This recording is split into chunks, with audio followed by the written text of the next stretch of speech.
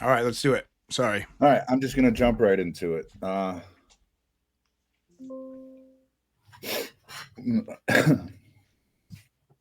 So yes, we're gonna jump right into mirrors. This is gonna be a little lengthy for me. If it goes too long, we might split it into two, but we're gonna try to get through it. So I like here the we go. sounds of this. All right. So I'm gonna start off with James 1, King's James version. Um,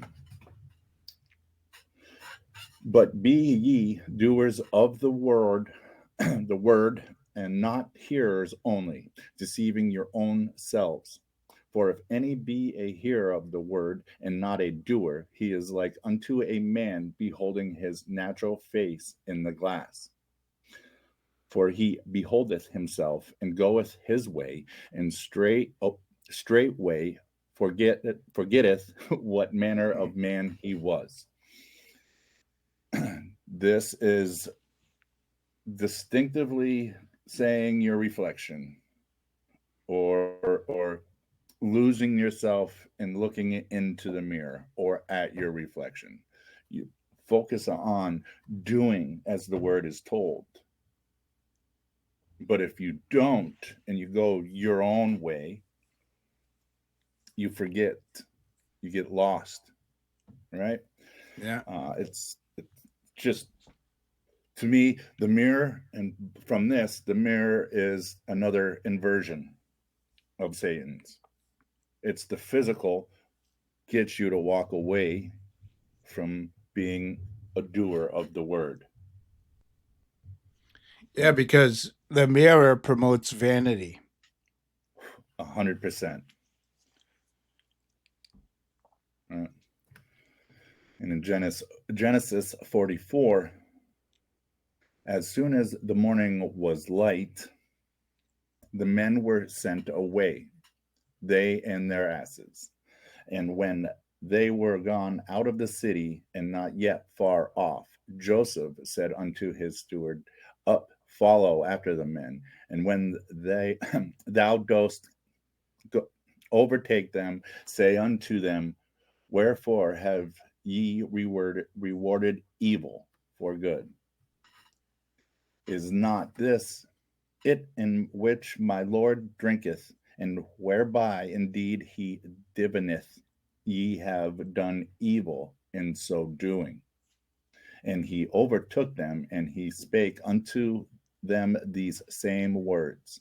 And they said unto him, Wherefore saith my Lord these words? God forbid that the servants should do according to this thing.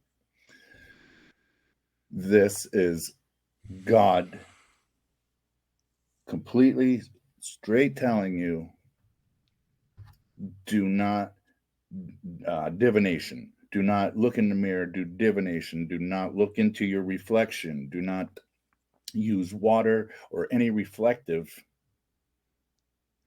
to uh, communicate with yourself. Talk to yourself in the mirror. You're talking to evil. You're Is that called rewarding evil. scrying? Is that what that is? Scrying? Scrying is a word, Yeah. yes. Divination. Yeah. All And this is witchcraft. Joseph. In this part, Joseph is physically in Egypt. Well, that makes sense. Yeah. Behold the money which we found in our sacks, mouths we brought again unto thee out of the land of Canaan. How then should we steal out of the Lord's house silver or gold? With whomsoever of thy servants it be found, both let him die, and we also will be my Lord's bondmen.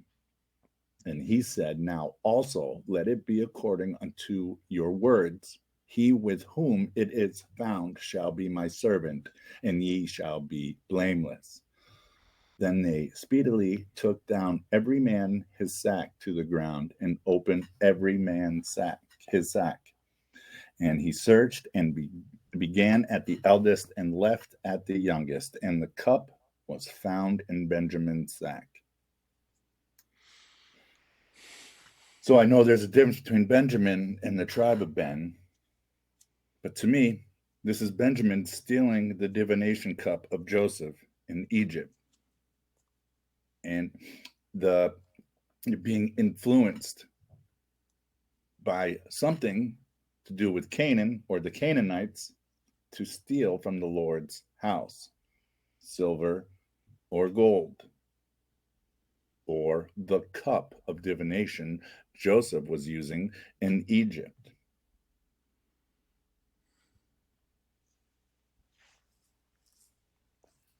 And here is a pictorial evolution of the mirror.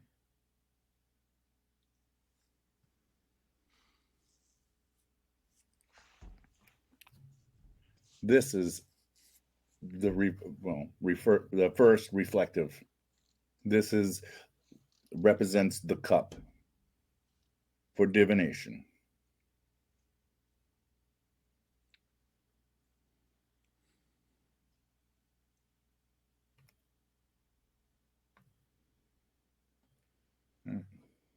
Black obsidian mirrors.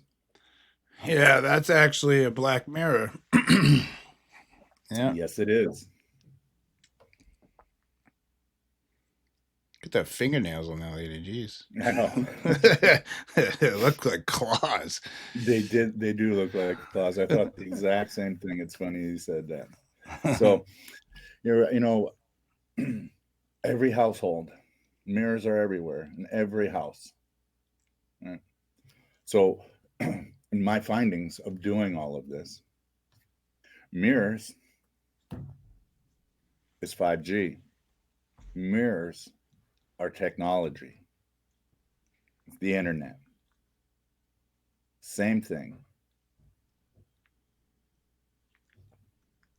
Okay. Everybody's house, everybody's home, and you overlook it and pass by it on your daily getting ready for work. Getting out of the shower. Mirrors and technology is one and the same. Yeah, it's two things we don't ever really think about. It's just there. Well, we think about it, but you know what I mean? We definitely, and I'm sure that at some point, a lot of this, what I'm going to present, you've seen, you may have thought about, but taking you on a journey. So Jason asked me about a certain family that in Italy, Venice, Italy, was creating the mirrors and creating glass. Of course, mirrors are much older, but so that is where the question started. My journey with this started. So I'm going to give you a little bit of history. I might bounce around, or not might, I'm going to. Just bear with me. Some information comes back. You forget about it for a minute, and it keeps coming back. And trust me, not everything is in this presentation. So the Barrivier family, one of the world's oldest family businesses, began its renowned glass-making history in Murano Island in the late 1200s, even earlier, following a 1291 Venetian decree to move furnaces to Murano for safety. Jacobello Barberi is cited as the first member to start working with glass in 1295, but yet they already were. The dates get confusing, but it was around 1100s, and they've been making for a long time. Right? So their narrative right away is telling you that they had to move the furnaces to Murano for safety because they're afraid these high temperature furnaces that were melting glass and metals would burn the city down.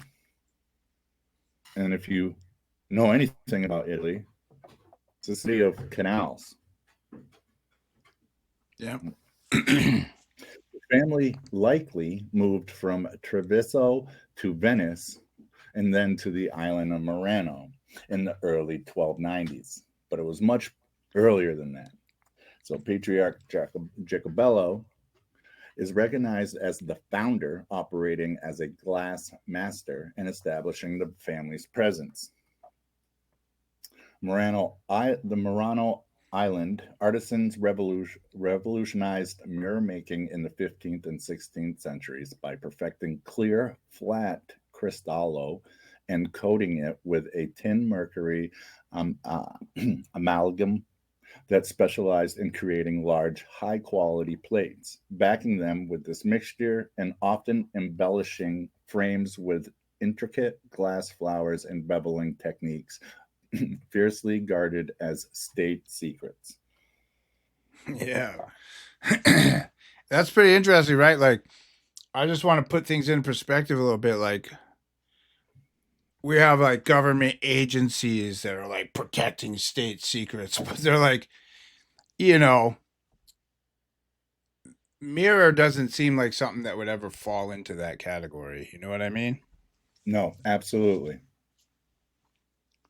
And but please jump in and throw in your comments and clarification. It will help. And Well, I did have one more thing I wanted to say because yep, when you had said that the mirrors were that they go back before that, which I completely agree with you. So if it goes back to like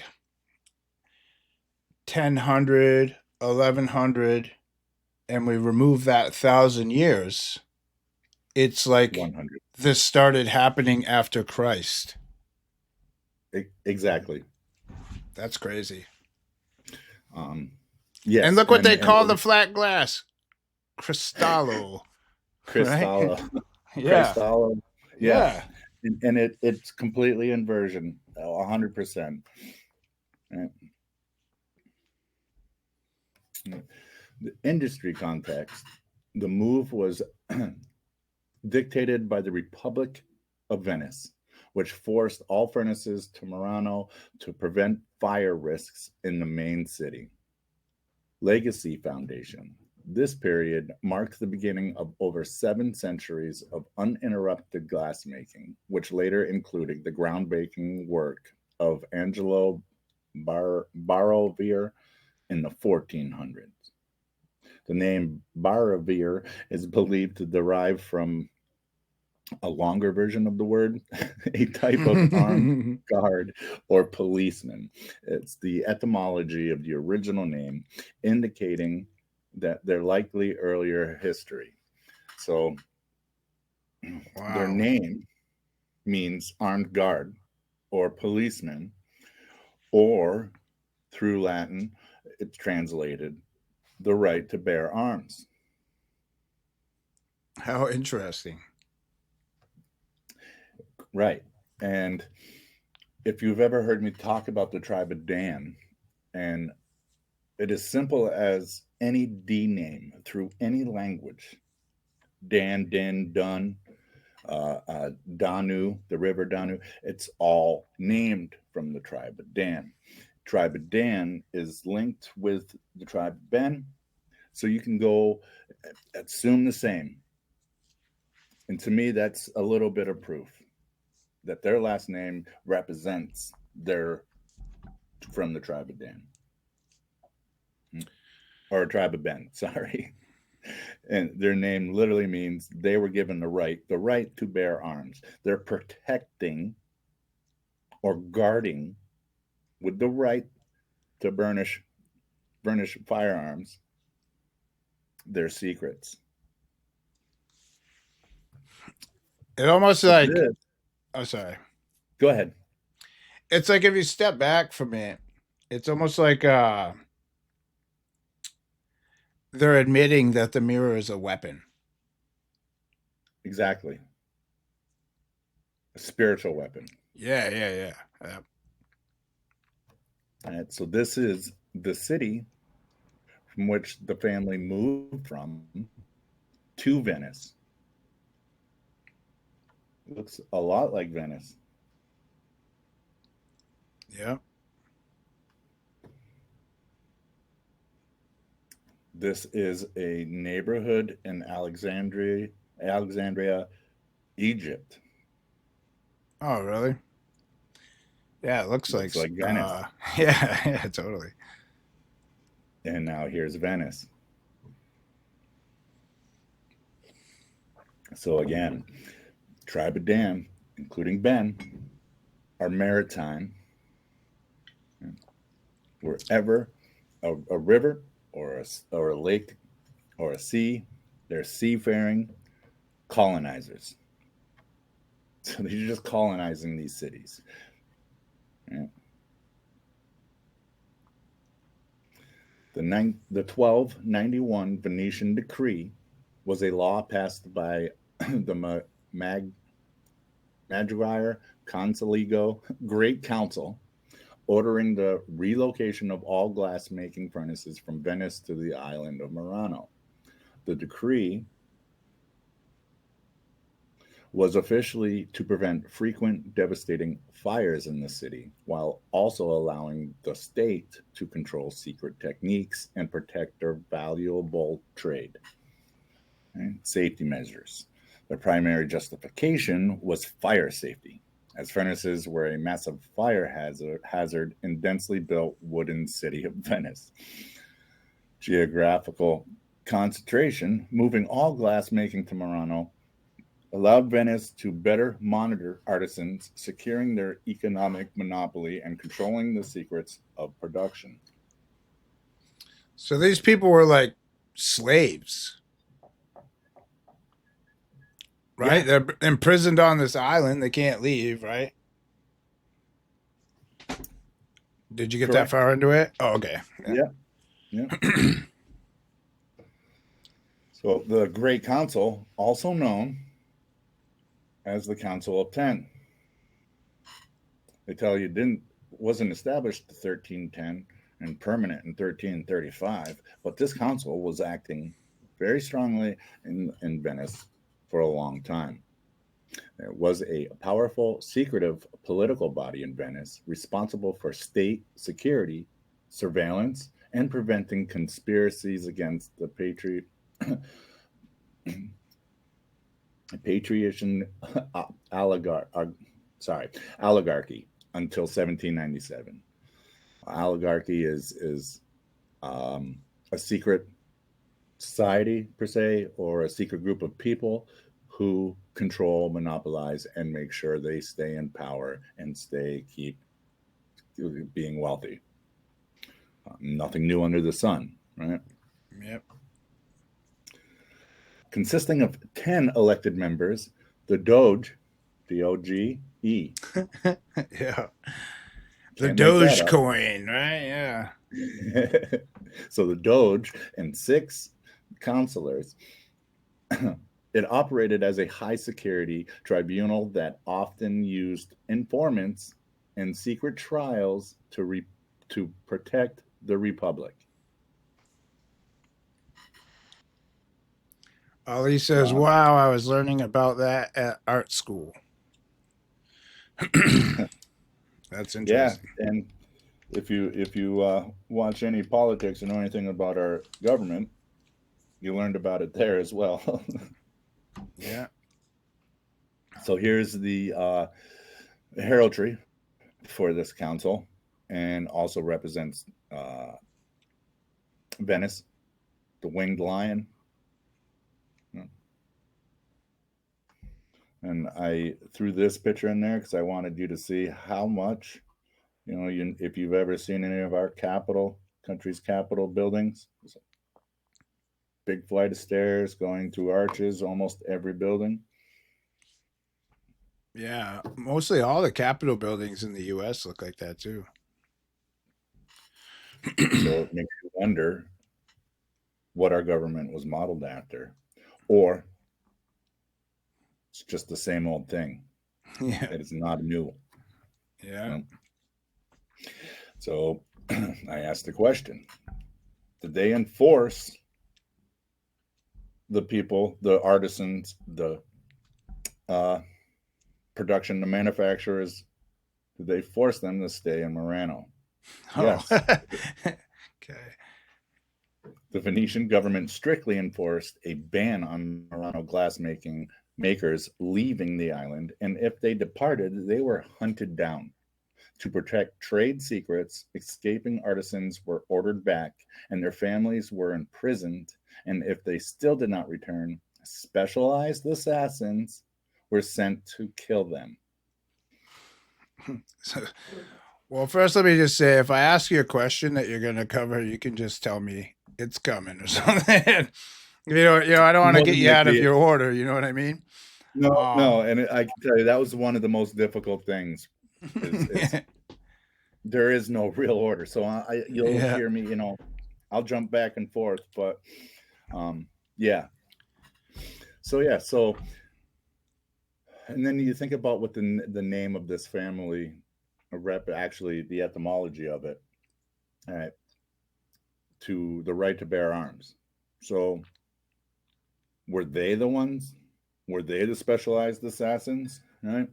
And what was the part of the production? What was the procedures in manufacturing that were so secret that you had to kill people that knew them Right. That doesn't seem like anything that would ever be associated with a mirror.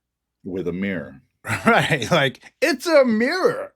You know what I It's a mean? mirror. Like, you're going to Yep. send people to assassinate people who are trying to get out of your mirror company? That's crazy. Wicked. Yeah, that's Absolutely that's crazy. some spiritual wickedness going on there. Right. So they call that the gilded cage. In 1291, furnaces were removed to prevent fires and isolate. Drastic measures. Leaving without permission was punishable by death. Retaliation. If a worker fled, his family was often imprisoned as leverage and possibly killed. The hunt. The state went to great lengths, sending assassins to eliminate anyone who shared secrets with rival nations.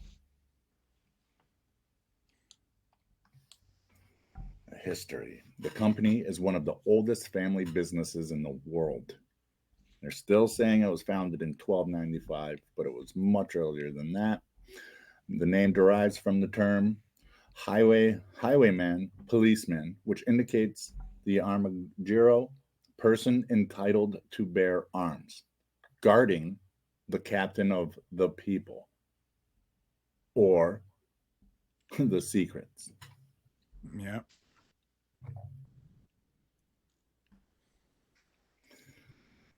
Key aspects of ancient Murano mirror production. The secret technique to create mirrors masters applied a tin and mercury almug. I do it every time. Uh, amalgam to the back of the flat glass surfaces, a process closely guarded to prevent leaks to competitors. Or they were doing something like a ritual during the manufacturing process to give the chemical compound that they were using a certain spiritual force or a certain power. Right? In the mid 15th century, master artist Angelo discovered a method to create cristallo, a highly clear and transparent glass which was ideal for mirrors. Around 1540, the technological shift, developing improved techniques for flattening and polishing glass sheets to create high quality, larger, and clearer mirrors. Manufacturing a mirror is not inherently a spiritual possession ritual, but in certain cultural contexts, the creation of sacred metal mirrors involving secret techniques meant to imbue them with protective, divine, or magical properties. These mirrors are often used in spiritual practices to connect with the divine, reflect energy, or even facilitate transformation. Interesting. So, in one sentence, they tell you it's not inherently a spiritual possession ritual, but then every other sentence after that, Yeah. straight out screams it's a spiritual possession ritual. Makes The sense. It way came they're from Yale. manufacturing is a ritual. Yeah. And, Yeah, it would and make sense that that's really why they put it on the island to that hide is why they, yep, what they were really doing. to hide their sacrificial spiritual possession rituals. Absolutely. Yeah. All right. So, as they tell you, it's not inherently a ritual. They use this word imbue. And imbue means to inspire, permeate, or fill someone or something deeply with feelings, opinions, or qualities. It is often used to describe infusing a person, work, or atmosphere with a specific strong characteristic, like imbued with confidence or imbued with Nephilim spirit. Yeah.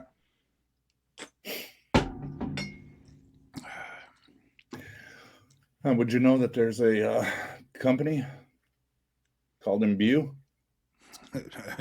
Doesn't surprise With third me. derivative.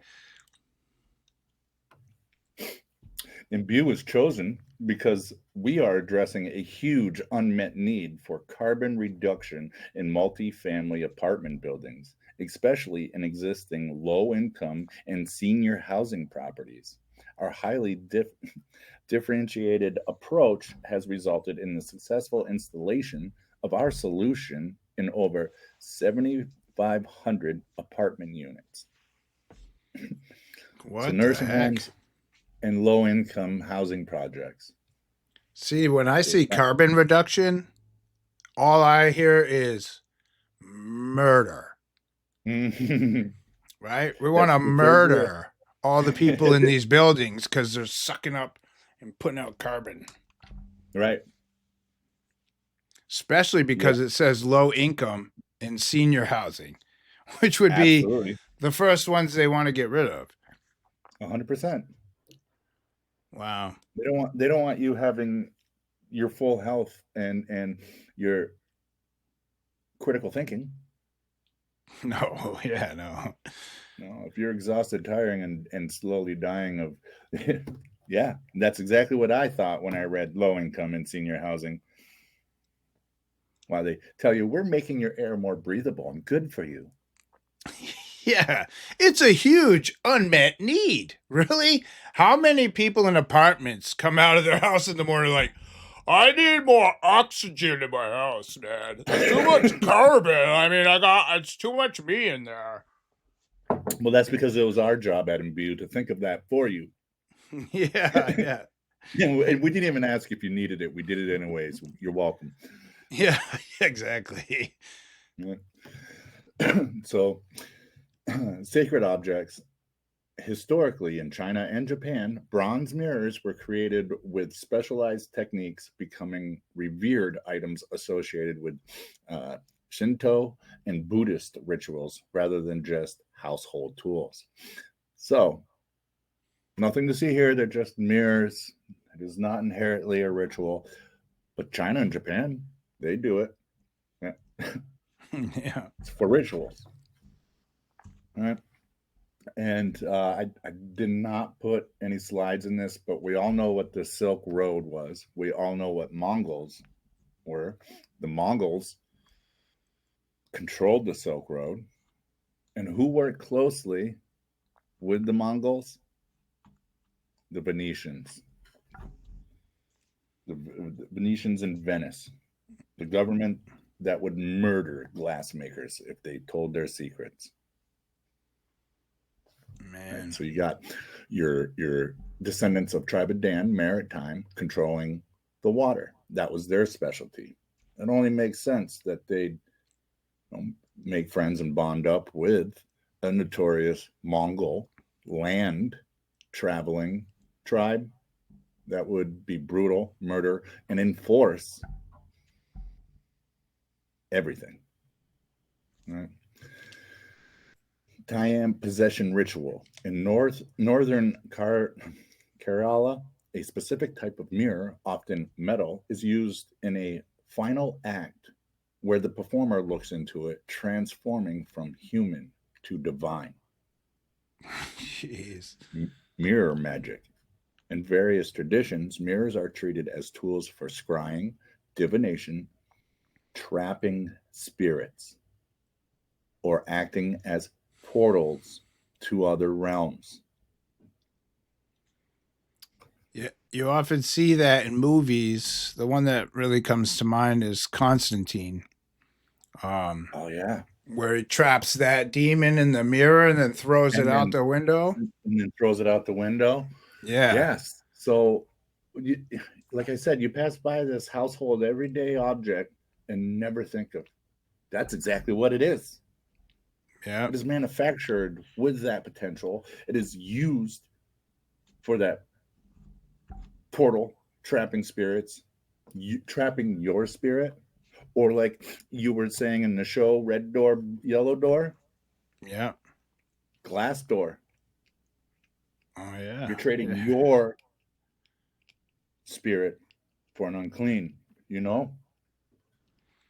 yeah. I And actually have a little thing tonight to expound on that whole doors thing. Yeah, so, and if you think back to the first scriptures I started the show with, God straight out says this: it is going to happen, and do not be involved. Stick to the word, not the mirror. I'll be honest. I hardly ever look in my mirror.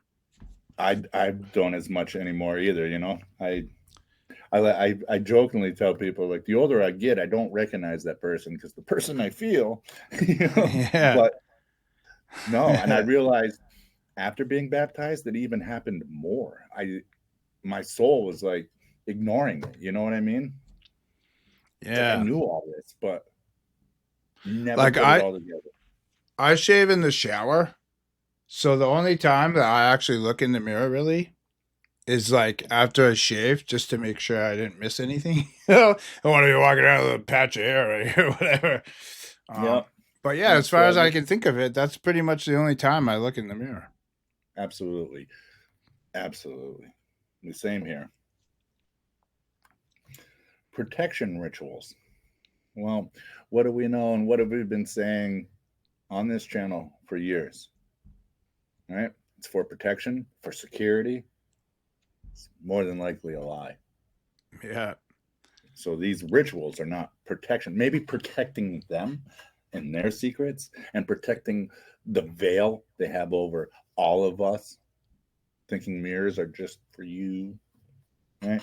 Because of these beliefs, some traditions, such as during Jewish sitting Shiva or in Victorian times, involve covering the mirrors to prevent the soul of the deceased from being trapped or confused, rather than engaging in a possession ritual. So they're saying, we know this, we completely understand it. And instead of engaging with it right now, we're just going to cover it up for the time being. While some esoteric or fictional traditions might view mirror making as a magical act, modern commercial mirror production is a technical manufacturing process. The possession or spiritual aspect is generally associated with the subsequent use of special, often traditional or artisan mirrors in ritual contexts. They use the one word, fictional, but then tell you straight out tell you it's spiritual possession ritual in the technical manufacturing processes. To this day, yeah. John Dee from 1527 to 1609. He was a renowned 16th century English polymath serving as advisor, astronomer, and occultist to Queen Elizabeth I. A brilliant mathematician and geographer, he advocated for the British Empire and aided navigation. Dee also famously practiced alchemy, scrying, and angelic magic to gain hidden knowledge. I love how they put Enochian, like that's the actual Enoch. Enochian, right? Yeah. He's using alchemy and scrying to gain hidden knowledge. So during these manufacturing rituals, they're also using it. Alchemy, metallurgy, is manufacturing process. Alchemy is science. By creating a metal, they're scrying in the reflective of the metal in the manufacturing process. While they're scrying in the glass, they're flattening to put together. While they're doing it for a spiritual possession ritual, they're also gaining more and more hidden knowledge. John Dee is one of the grandfathers of Freemasonry and occultism in secret societies and the Kabbalah. He teaches Kabbalah, the Hermetic philosophy of ancient Egypt and Greece from Hermes Trismegistus. Yeah, that's a good one. The Three Initiates. It's an actual book, and it references John Dee and Hermes in Greek. The word mirror originates from the Latin word maiare, to wander, admire, or look at, which evolved into the French mireur, a looker, or most importantly, watcher. That's interesting. What are the watchers? Yeah, dude. So wow, at times, that just put a really crazy thought in my head. I'm like, dude, is all these mirrors in our houses like a gateway for them to watch us? Absolutely. That's crazy, man. It has been from day one.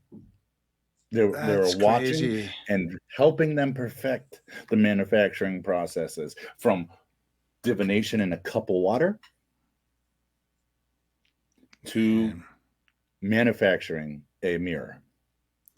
Who else is tearing their mirrors out of their house? Right? Oh, man. Yeah. Etymology is directly tied to the concept of looking in wonder or admiration.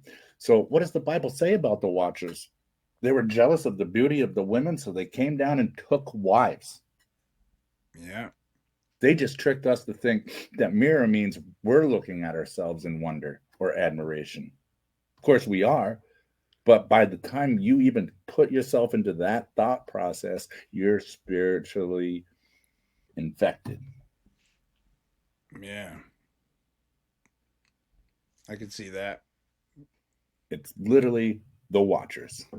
Mirror was adopted, the Old English term, which translates directly to watcher or viewer, right? And was also used to mean spy. What?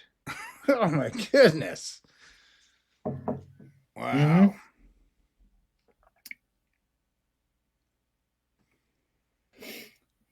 I'm probably going to hack this. I'll give it a try though. But catoptromacy. Hey, I'm right here with you, man. I'm doing the same thing over here quietly. I'm like, what does that say, man? Catoptromacy. Man, that's hard. Catoptromacy. We'll leave it at that. That's a good one, man. That might be the best one we've had yet, dude. That's hard to say. All right. So that word that's making me unable to say it or announce it is an ancient form of divination. And they actually had a word for this, for the Watchers. The Watchers named it for them. And it's an ancient form of divination or scrying that uses mirrors or reflective surfaces to see visions, divine the future, or communicate with spirits. Derived from the Greek katopatron, it's a mirror, the mantia prophecy.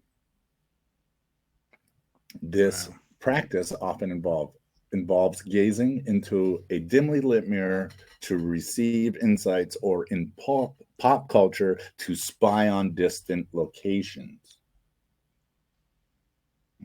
Common techniques include watching the reflection in the mirror by candlelight or staring into a surface until images appear. Historically, it was a recognized form of divination used by Romans and other ancient cultures for interpreting omens and interacting with the spirit world.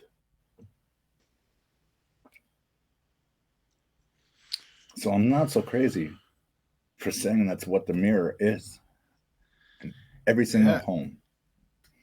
that's crazy. You're not crazy. It's crazy. It's crazy. Yeah. Well, if having a great understanding of this is crazy, then I'm crazy. So let's start with Canaanite. Canaanite mirrors. Like I said, I'm bouncing around a little bit, but it makes sense.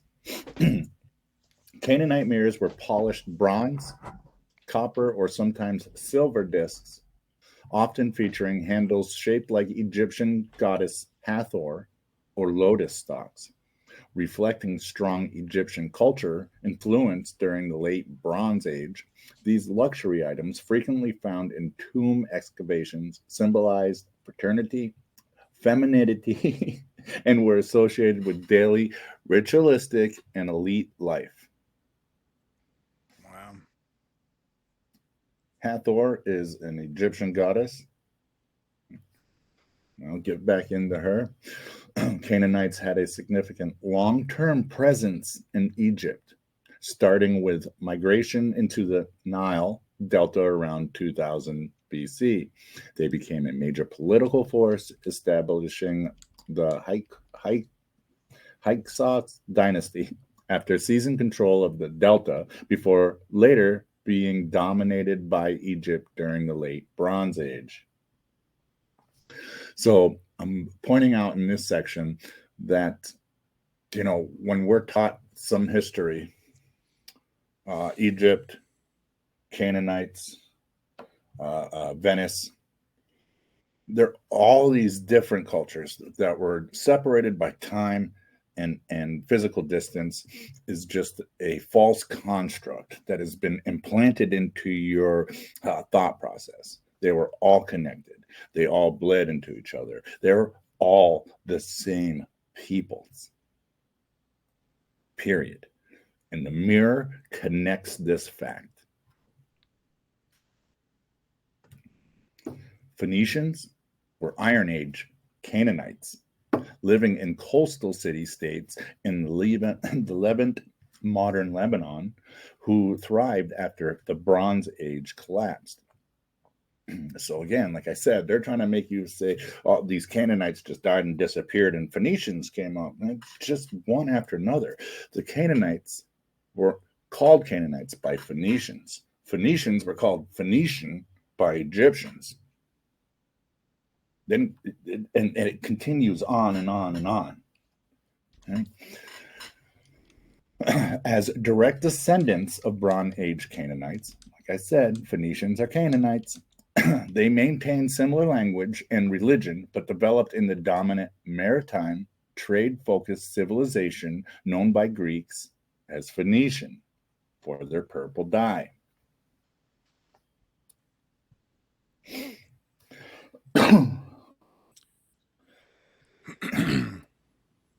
The identity, wait, hold on. Yeah, all right. Identity and origin. They referred to themselves as Canaanites. The term Phoenician is a Greek referring to the Phoenix, the purple red people. Geography, primarily based in coastal Levant city states, most notably Tyre, Egyptian, Sidon, Byblos, and Arvad. Their maritime power, they were renowned sailors, merchants, and shipbuilders who established trade networks and colonies throughout the Mediterranean, including Carthage. Cultural legacy, they are credited with developing the Phoenician alphabet, which became the foundation for many modern alphabets. Their economy relied on exporting cedarwood, glass, metalwork, alchemy, and the prized purple dye extracted from Murex shellfish. So they were alchemists, occultists, scientists. They were maritime colonizers. Edomites.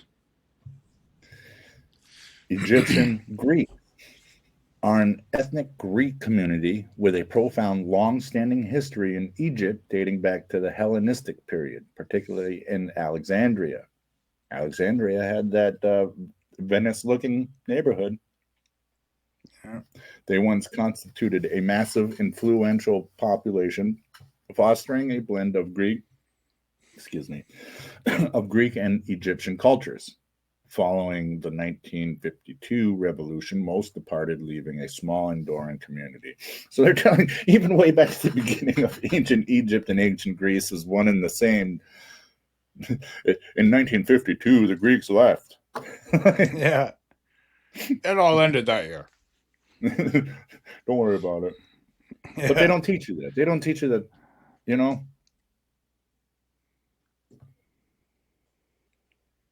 Yes, ancient Egyptians used mirrors, appearing as early as Old Kingdom and becoming common by the Middle Kingdom. Rather than glass, they used highly polished, reflective metal discs made of copper, bronze, and sometimes gold. These were often handheld, featuring handles made of wood, ivory, or bone. Why would you use bone? Yeah. For ritual purposes? And were associated with beauty, the sun god Ra, and rebirth. Well, those last two are pretty interesting. Right?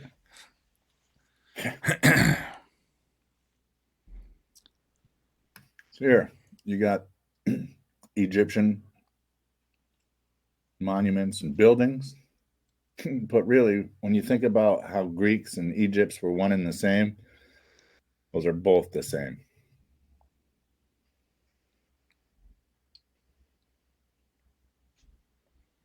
And this is the picture on the right is Greek architecture. Obviously, I just said it, but this ruins is pieces of the Temple of Apollo.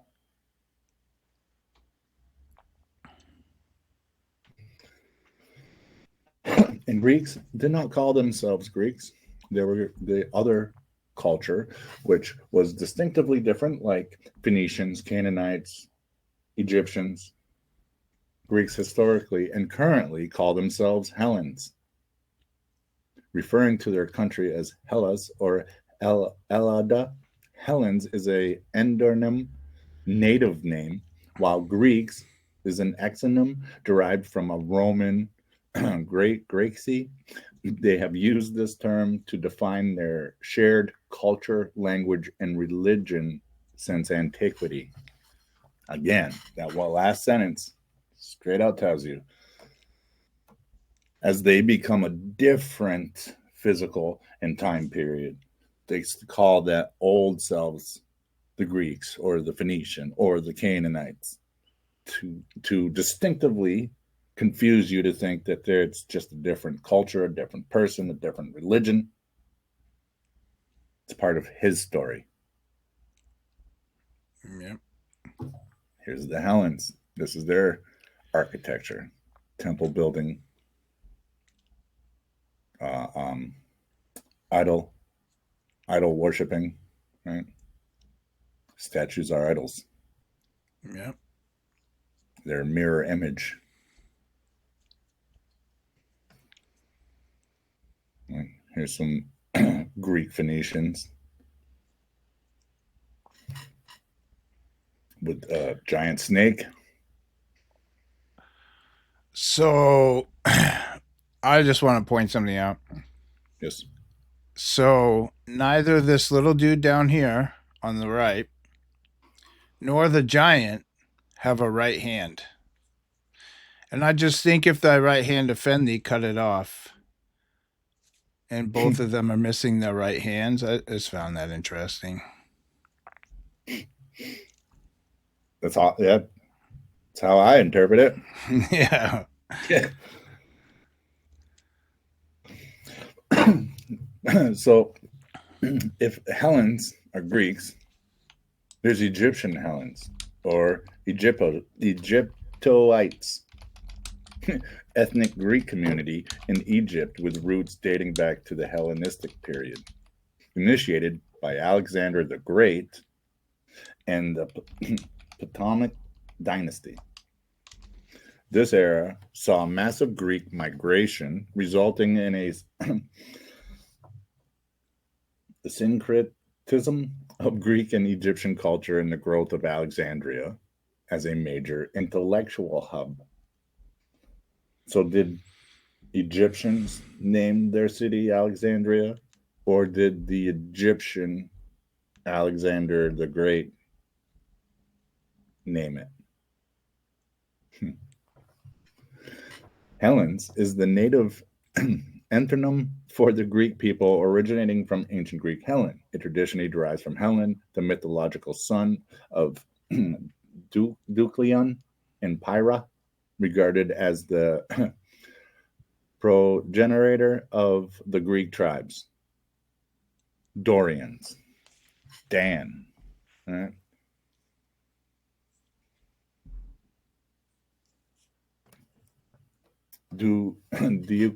Deucalion in Greek mythology was the son of Prometheus, who survived a massive 9-day flood sent by Zeus to destroy the Bronze Age generation. Prometheus. Interesting. So Deucalion would be. So if we were to look at this as the Antichrist thing, which it is, Mm-hmm. obviously, then we would see that Zeus would be the father, Mm-hmm. then, which is what, Prometheus? Oh, Prometheus is Zeus. So, son of Prometheus. Okay. So, I'm just trying to like see what they're trying to do here with this guy surviving the flood. So I don't know. I was on a thought process, but then I was conflating these two. So that's So, why and that that's is why I the stopped suddenly. okay. But what just happened to you is the exact reason why they confuse all these different things. Yeah, Because, I mean, that's what the Bible you- says, right? Ever learning, never able to come to the truth. absolutely, absolutely, because you could be completely right. Prometheus could be Zeus. It could be a personification. Some of these female goddesses that were Greek or Egyptian could have been presented to you as a Phoenician god or a Canaanite god. Yeah. They're all the same. Yeah, because I associate Zeus with Satan. And I same as with well. Prometheus. You know what I mean? Exactly. This could be the exact same entity, the individual, and they're just spreading Personifications. Thank you. You're welcome. Yes, that is exactly what I'm trying to say. Yeah. So you got to keep that in mind, and that's the whole point of me blending that pointing out Canaanite, Phoenician, right? and you got mythology, is actually his story retold. The language all originated from the same. They developed a little bit different into something completely different. That's why they were all able to communicate. They all spoke the same language. They all came from the same place. Prometheus is a figure in Greek mythology. He's a titan who stole fire from Zeus to give to humanity, representing forbidden knowledge and humanity's striving. So that would be. Oh, sorry. Go ahead. I keep interrupting you. I'm sorry. I was just going to say that then that would be Gadriel, which in Enoch is the Satan that led E astray into the tree. So that would be which one of the Satans that would be. Right. And obviously, I think you've even talked about it in a show before, but in pulp culture, it's a movie called Prometheus, exploring human origins. While in technology, it is a popular open source monitoring system like Watchers. Okay, so they're saying Prometheus is a modern day open source monitoring system. Correct. Okay, gotcha. Well then, yeah, that might be something I want to look into. I've definitely looked into the movie because the guy like drinks black goo, and it's like everything comes from black goo, and like, oh, we created humanity from black goo. It's like, yeah, that's what you want to do. Right. I better write that down. Open source monitoring system. Yeah. Named Prometheus. Just so I remember to look it up. All right. I digress. Moving forward. Oh, here's a modern mirror made by a artist called Prometheus Convex Mirror. Dude. I can like just look at this picture. I can like feel the demons coming out of that thing, man. Can you? Yeah, and that's exactly how the mirror is artistically designed to reflect, and it's named Prometheus. That's crazy. So, the tribe of Dan is Canaanites.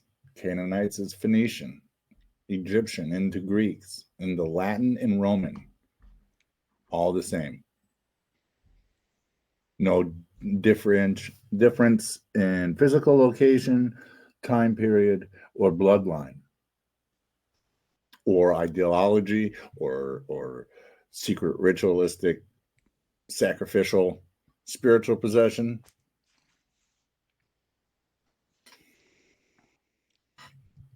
But this is more of the timeline in a real sense than what his story and the school systems teach you.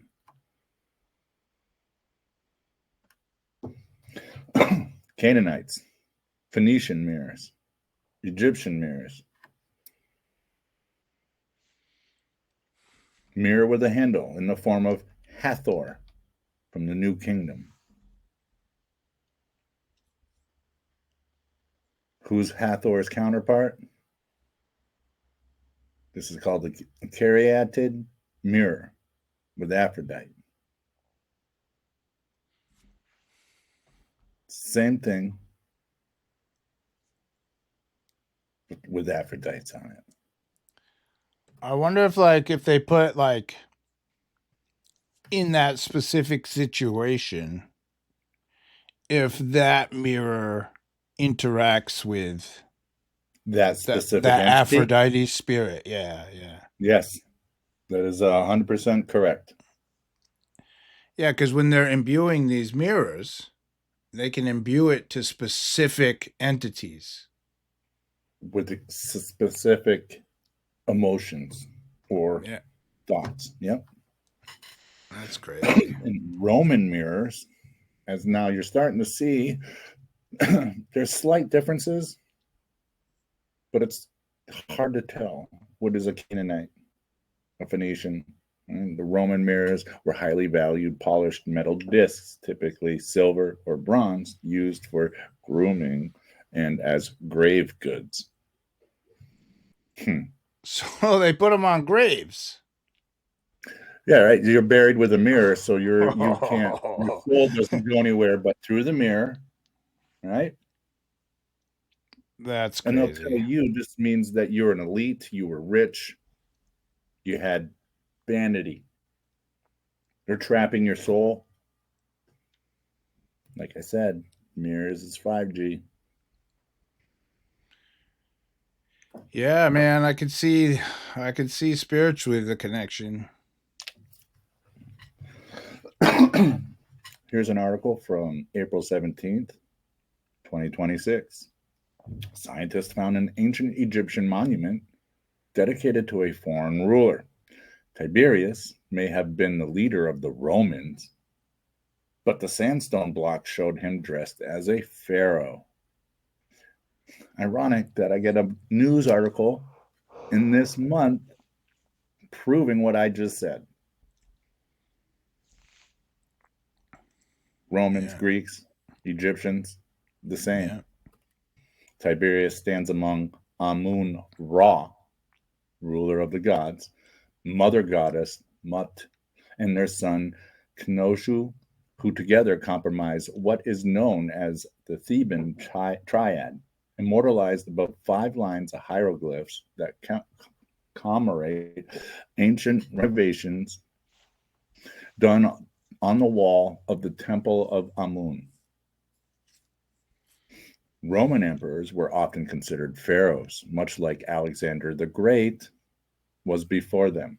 They were drawn as Egyptians and their faces stamped on Egyptian coins and wrote their names in hieroglyphs within the same type of oval cartouches used for the bygone pharaohs of earlier ages.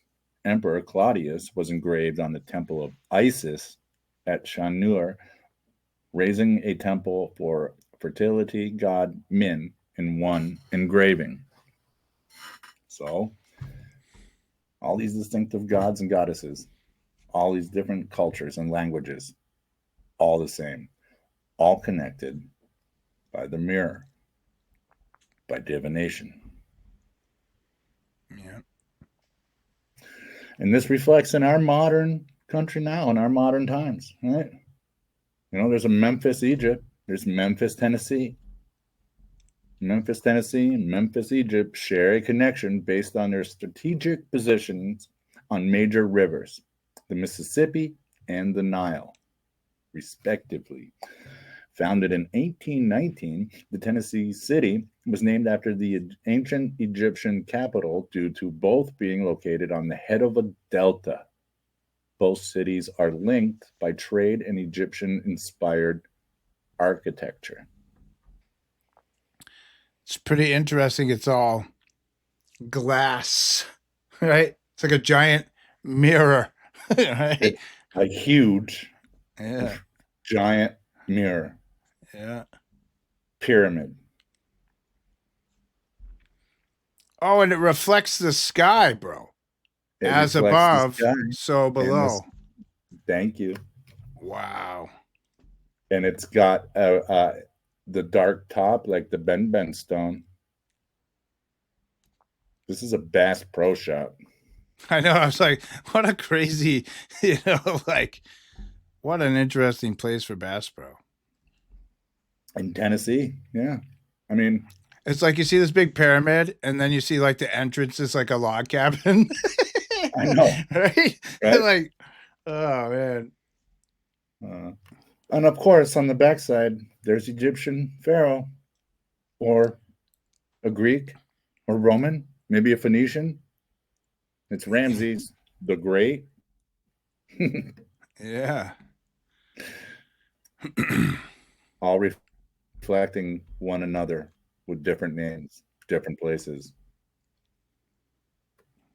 Oh, and there just so happens to be some type of pool of water nearby that somebody captured a reflection, like you just said, as Yeah. above, so below.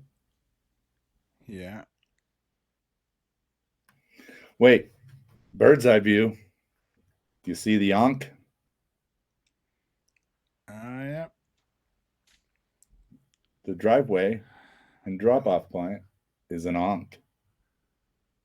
A little Yeah. not perfectly straight, but it's an Ankh. I can see the symbolism there. Yeah.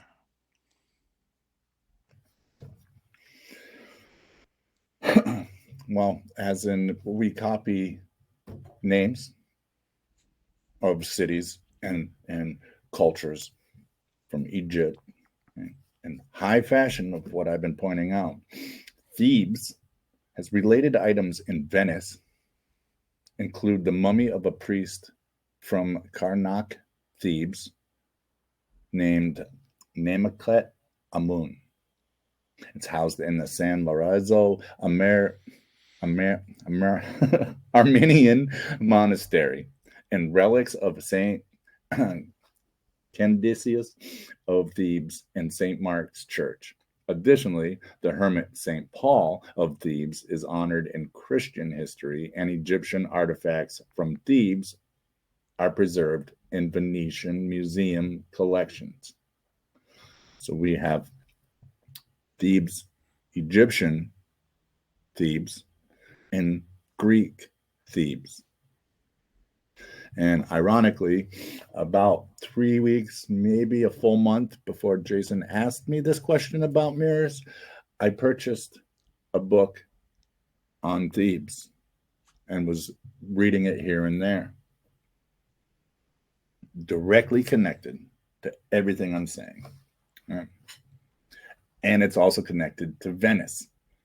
Why is there Egyptian stuff from Thebes, Egyptian Thebes, in Venice museums and monasteries? Because everything I've been telling you is true, and they keep a little homage for themselves. Right?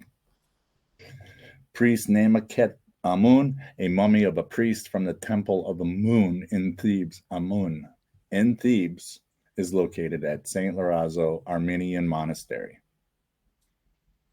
Right? St. Candidius of Thebes, a mural and relics of this member of the Theban Legion are located in St. Mark's Parish Hall in Venice. St. Paul of Thebes, often referred to as the first hermit and major ascetic figure, his legacy is linked to the Order of St. Paul, the first hermit. So to me, that's just another type of society, a secret society maybe. Egyptian context. While not priest, artifacts from ancient Thebes include papyri exist in the Border Ventio Regional Museum collection. Again, more Egyptian artifacts in Venice museums.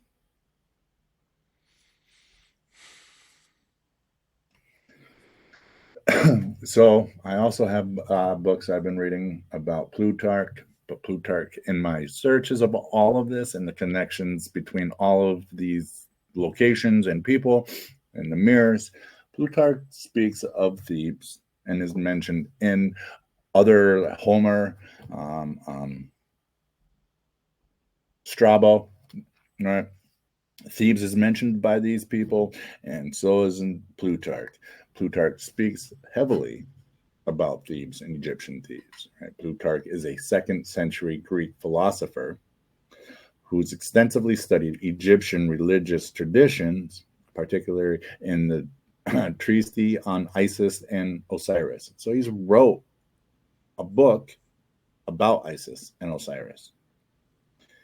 He documented key theological concepts, likely connecting to the holy city of Thebes.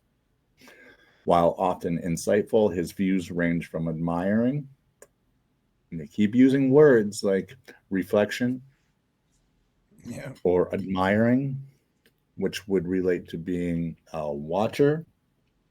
Right? His views ranging from admiring Egyptian priestly wisdom to condemning animal worship aiming to separate Egyptian influence from Greek culture.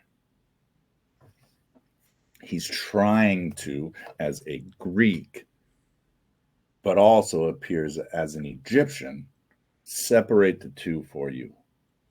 It's like what the Jews did with the Nazis. They try to separate themselves from the Nazis 100%. because they are the Nazis. 100%. Yeah. Yes. Yeah. That's what I see here. Is this is the new version, this is the old version. Yep. Yep. Plutarch, yeah, he was all these things. Literature. He was a philosopher, an astronomer, what all the other writers in Greek call themselves. Plutarch served as a priest at the Temple of Apollo in Delphi. He was appointed around 95 CE, toward the end of the first century, and held position for life, playing a key role in interpreting the oracle's predictions and managing the site. He was one of the 2 permanent priests of Apollo.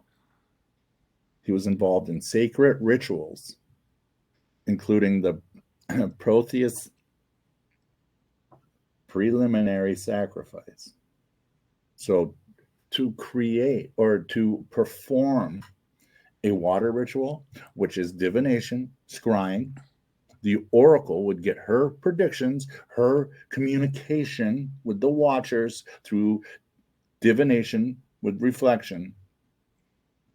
They would do a sacrifice ritual before continuing into the water ritual. So this profound Greek philosopher is an Egyptian priest to Apollo. Can you go back? I was just waiting for you to get done.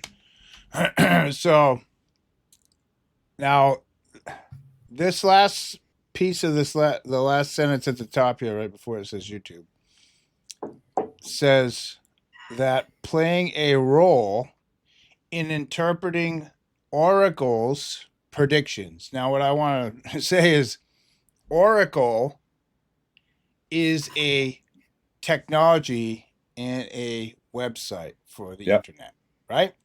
And it says here, absolutely. And then it says playing a key role in interpreting the oracle's predictions and managing the site.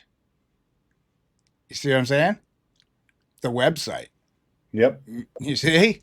Mm-hmm. So this is like the new interpretation with the old. Mm-hmm. Old oracle, old managing the site, new oracle, new managing the site.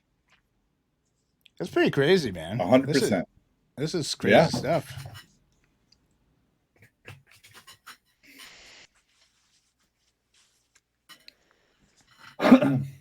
Pythian rituals conducted at the Temple of Apollo at Delphi were ancient Greek ceremonies centered on consulting the oracle to receive prophecies.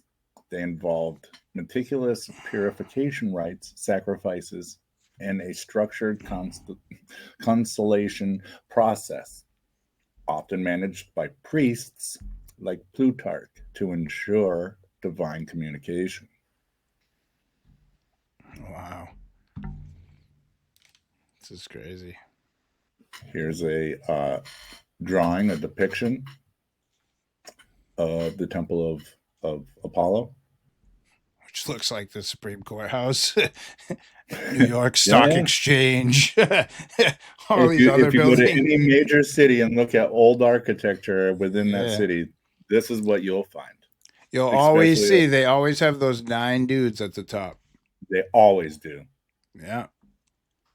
I can find a building like that in just about every single city, and I have. Yeah, they're everywhere. Here's another picture of what's left of the ruins of the Temple of Apollo.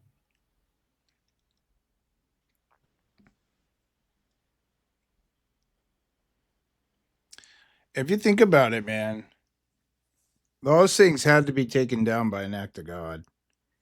Because Absolutely. if you look at there's other ones that still stand. Like those structures were built when they knew how to build stuff.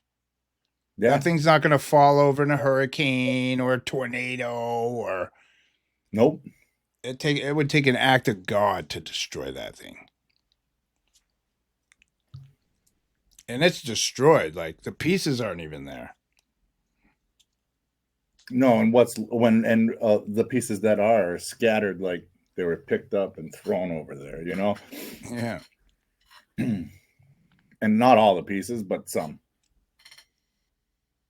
Plutarch exerted a profound foundational influence on modern Western government systems, particularly in the United States, by shaping the character, political philosophy, and civic virtues of revolutionary era leaders.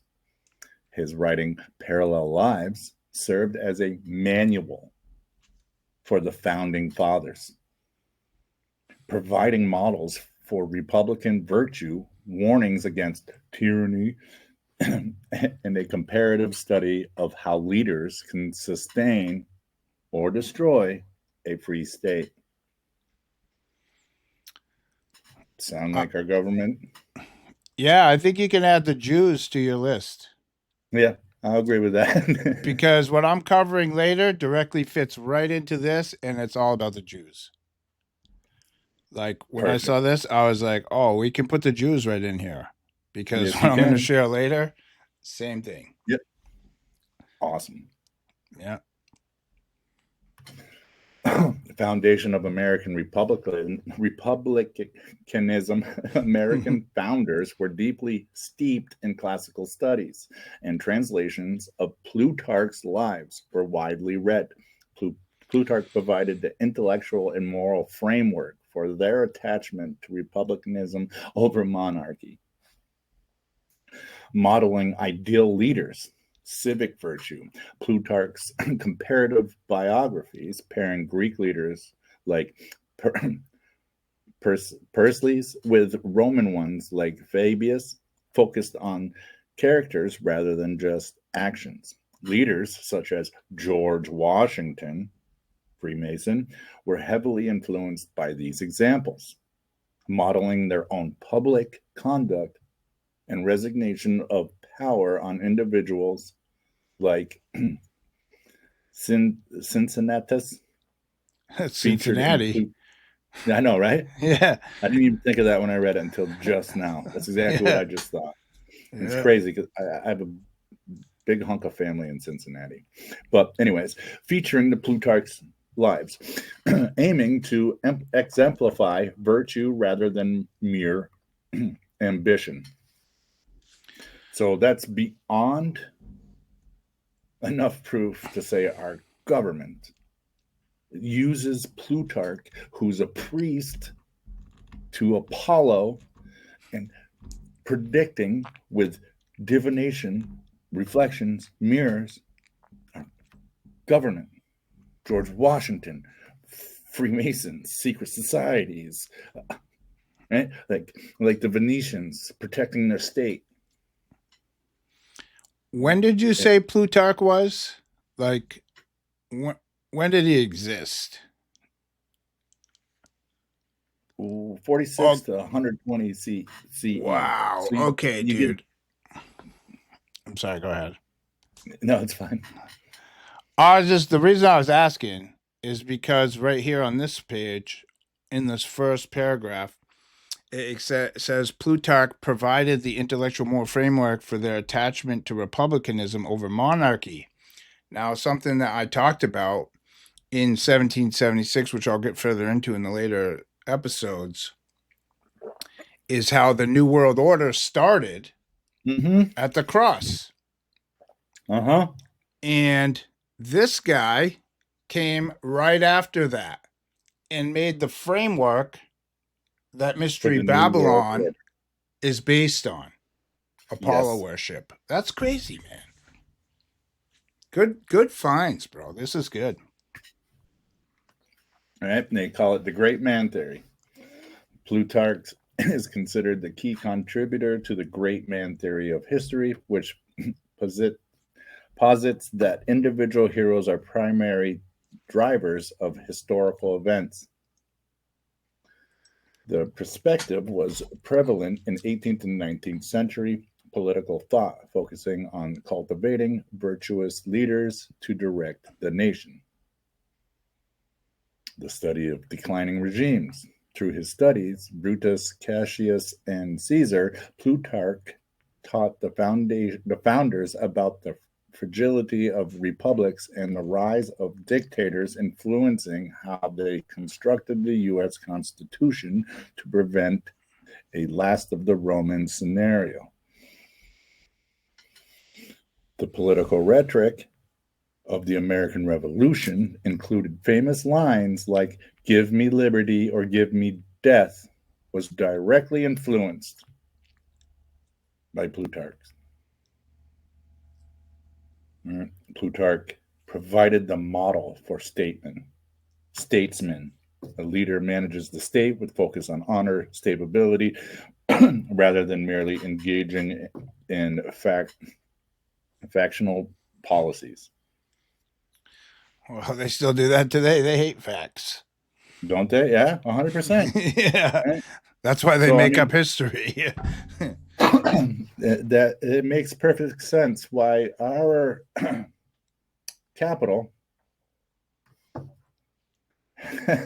has reflective pools, like giant scrying mirrors. Yeah. And on one side of this reflecting pool, you've got an Egyptian obelisk.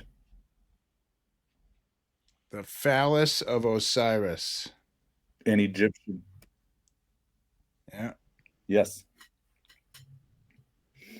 And then on this side, you got Greek architecture.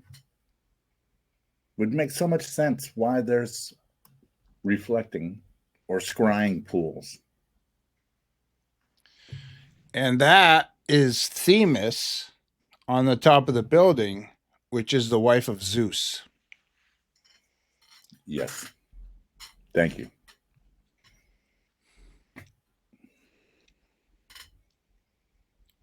Is that the Abraham or the Lincoln thing? Yes, sir.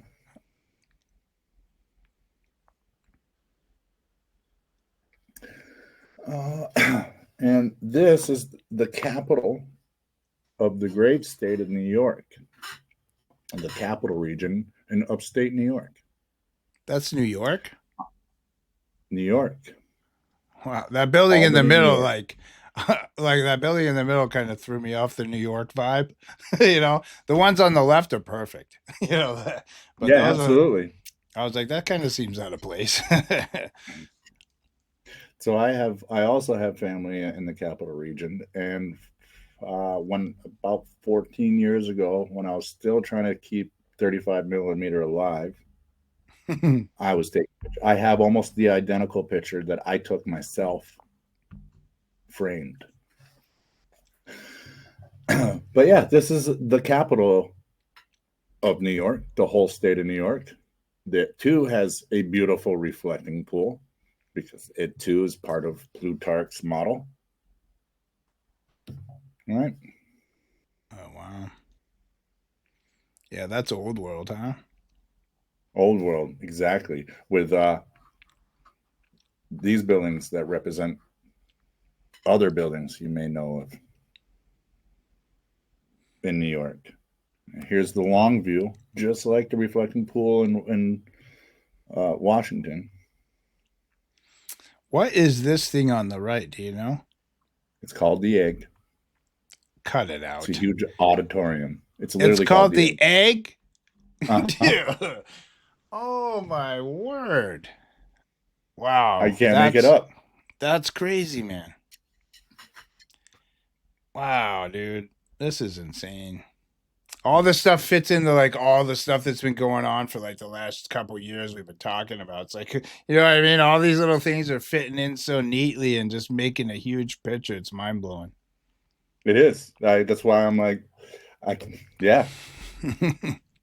And trust me, I didn't get everything in this. I could do another show on everything I did not fit into this. Oh, But I'm sure, I dude. You could continue. probably do a week's worth, a whole week worth. Probably. Yeah, absolutely. Because yeah, as we're in New York State talking about reflective in the governments and rituals, that is exactly what this was. It's a water ritual. There might have been explosions, but it was a sacrifice. Water ritual. That's why they replaced it with reflecting pools. Yep, of a cube inside of a cube. A cube inside of a cube. Yeah, Twice. that leads looks like the bottomless pit, right?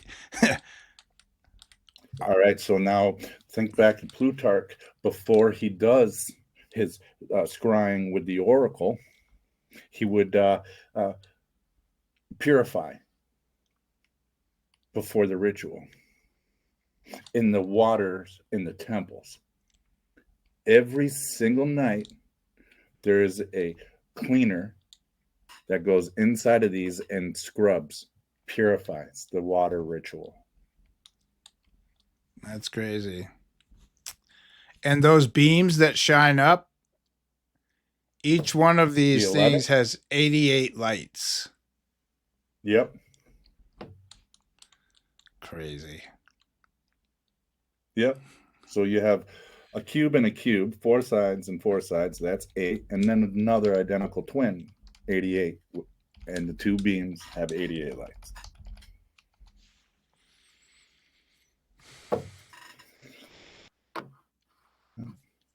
And on top of it, they give you number rituals. Yes, the flag is covering up the F, but I see light 77. That picture is no mistake, I don't think. There is no mistaking. This was No. purpose. Yeah. Light Yeah, 77 just happens to the be light bringer. Yeah, that's right. Yeah. Crazy. Reflective Babylon right there. Yep, the whore on North many is waters. Egypt. Yep.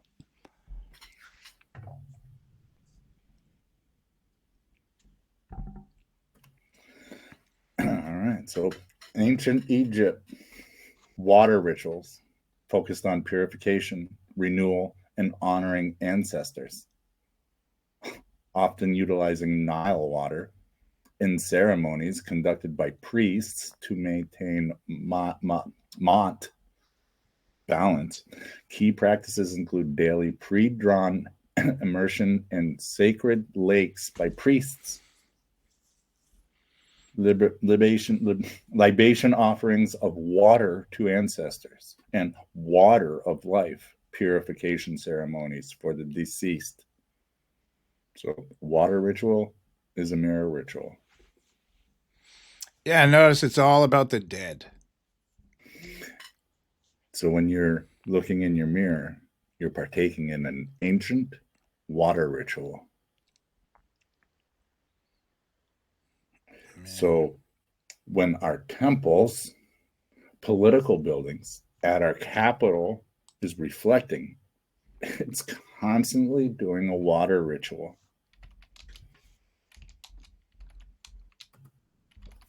Oh, here's an article from April 17, 2026. Archaeologists discover perfectly circular ancient Egyptian temple that may have been used for sacred water rituals. The temple included a network of water infrastructure, revealing the importance of ancient city and the Nile.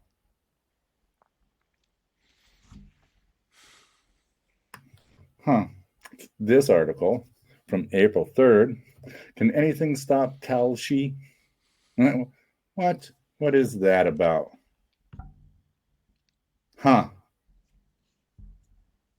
Being a priest like Plutarch, having your magical reflection mirror.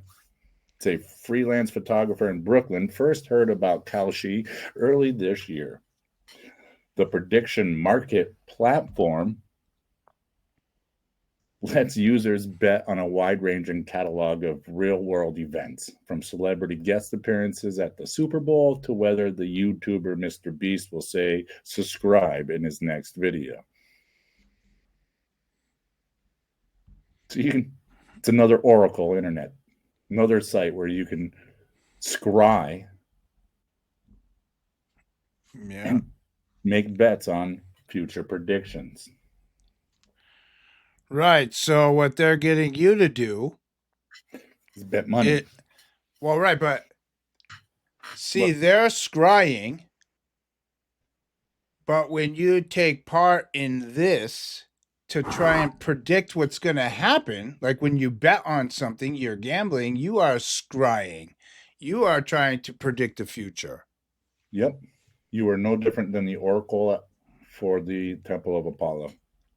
Yeah. Uh-oh. Is that your phone?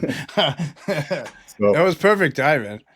By the way, I just want to throw this in there. I did do the numbers on Mirror. And it's, of course, 91, 19 Apollo. 90.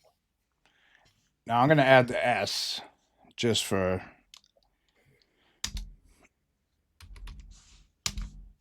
Oh, look at that.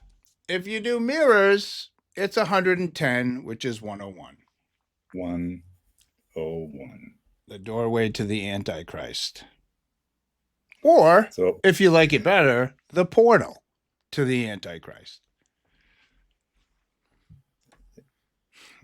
Yeah, it fits. You can't make it up, dude. It is. Yeah. It's like crazy. I said, this just does not stop. No. Wow. So this RJ Adams, the freelance photographer, he downloaded this app and he bet $50 that an actor, Delroy Lindo, would receive an Oscar nomination for a supporting role in Sinners. He was paid off. He won $414. And they pay him in Bitcoin. Like I said. Of course, the go ahead, sorry. No, go ahead. Oh, I was just going to say, of course, the example they gave was Sinners. Sinners, right? Right. And Mr. Beast. And Mr. Beast. And the Super Bowl. It's like, dude, come on, man. You guys aren't even trying anymore. Nope. So you've heard me talk a lot about Atum. He's come up in different versions and renditions in this presentation.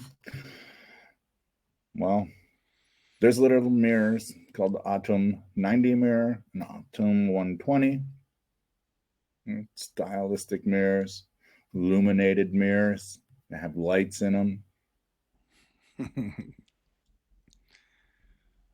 Oh man, I never even thought of like the light over the mirror as like a thing, but now I'm like, wow, even that's wicked, man. I know, right? Yeah, I know. So we also have EOS mirror. It's an oval form of the EOS mirror, is a perfect reflection of the disc atop the EOS table. It costs about $1,000. Just an artistic mirror that's backed with LED lights. It says $500 delivery for a mirror, bro. Yeah, so you're paying about $1,500, $2,000 for a mirror. Oh my word! And Eos is the Greek Titan, goddess of dawn, daughter of Hyperion and Thea, who rises daily to herald her brother Helios, the sun, known as rosy figured or saffron mantled. She brings the light of day. She famously had a curse of immense sexual desire for young mortals, often bringing them tragedy. Wow. I'm gonna hack this guy's name. I'm sorry, but Hephaestus Hephaestus is a Greek god of fire, metallurgy, craftsman, and volcanoes. He is an alchemist. He's the god of alchemy, known as the master blacksmith of the Olympian gods, often depicted as lame or crippled, having been cast from Olympus by Hera and Zeus. He crafted intricate metalworks, including divine armor and mirrors. His wife, Aphrodite, the mirror, Mm-hmm. Egyptian uh, Hathor. All right, so Is this the guy that made the trident, like the weapons of the gods? That's who he that did. is. He Yeah. made armor. Yep, he made armor and weapons. He taught metallurgy, So that would be like alchemy. Azazel. Yes. Yeah. So mirror making comes from the gods, from Azazel, and not our god. Yeah. No. Yeah. No. All right. He also created a bronze automaton, often described as a giant created by Hephaestus to guard Crete from invaders by throwing rocks. He was powered by a single vein filled with ichor, the blood of gods, which ran from his neck to his ankle. So he's described and depicted as a giant that's like 100 feet tall.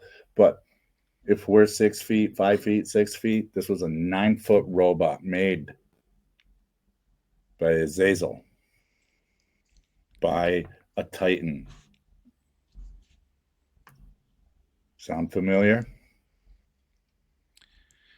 The new version.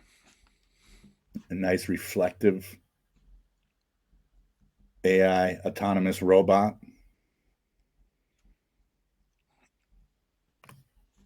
Ichor. Ichor. It's the ethereal golden fluid that flows in the veins of Greek gods instead of blood. They switch it up a little bit by calling it golden fluid, but this is the Greek version of black goo. Yeah. Nephilim Right. DNA. Right. It's gold.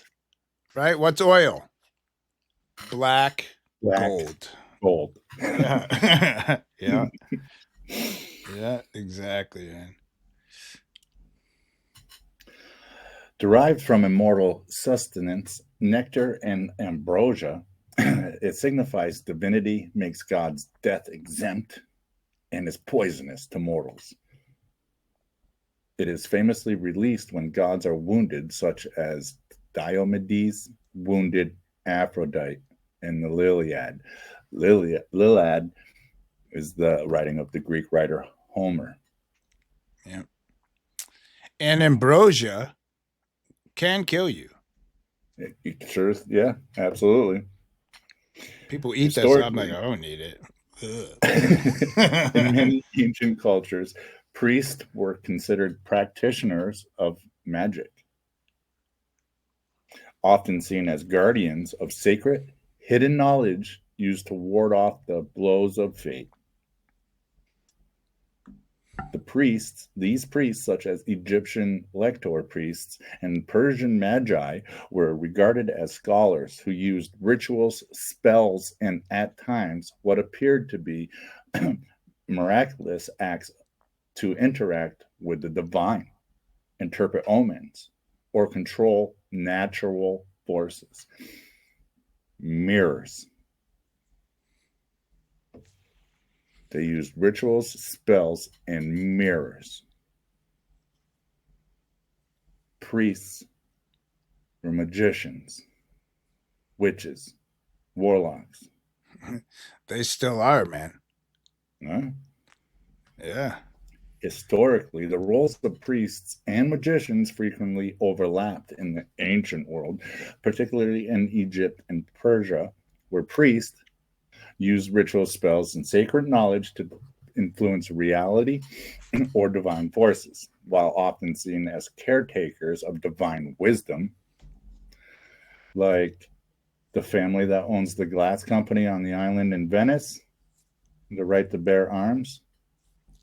Yeah. They're caretakers of that divine wisdom. They were priests. They are priests. They were sometimes perceived as practitioners of magic to protect against, says fate, but I hear God. They're trying to do what they can to protect themselves from God and the natural forces. Yeah, I can see that. Egyptian lector priests used cosmic force to manipulate reality, which was considered both a magical spell and a prayer.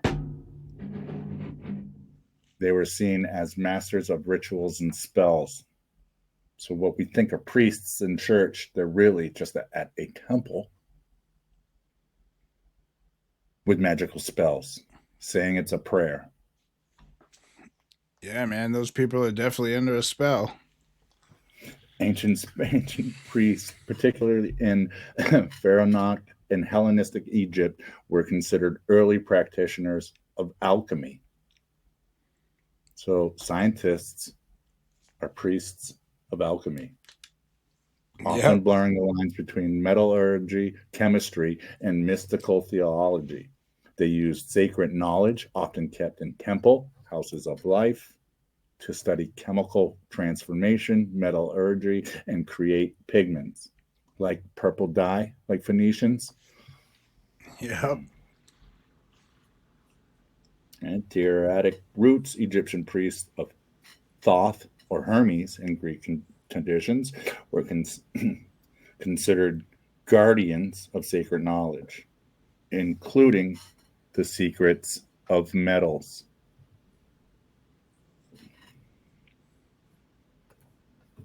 Hermes has a deep symbolic connection with mirrors through his role as a liminal deity, acting as a mirror between God's invisible world and the mortal world.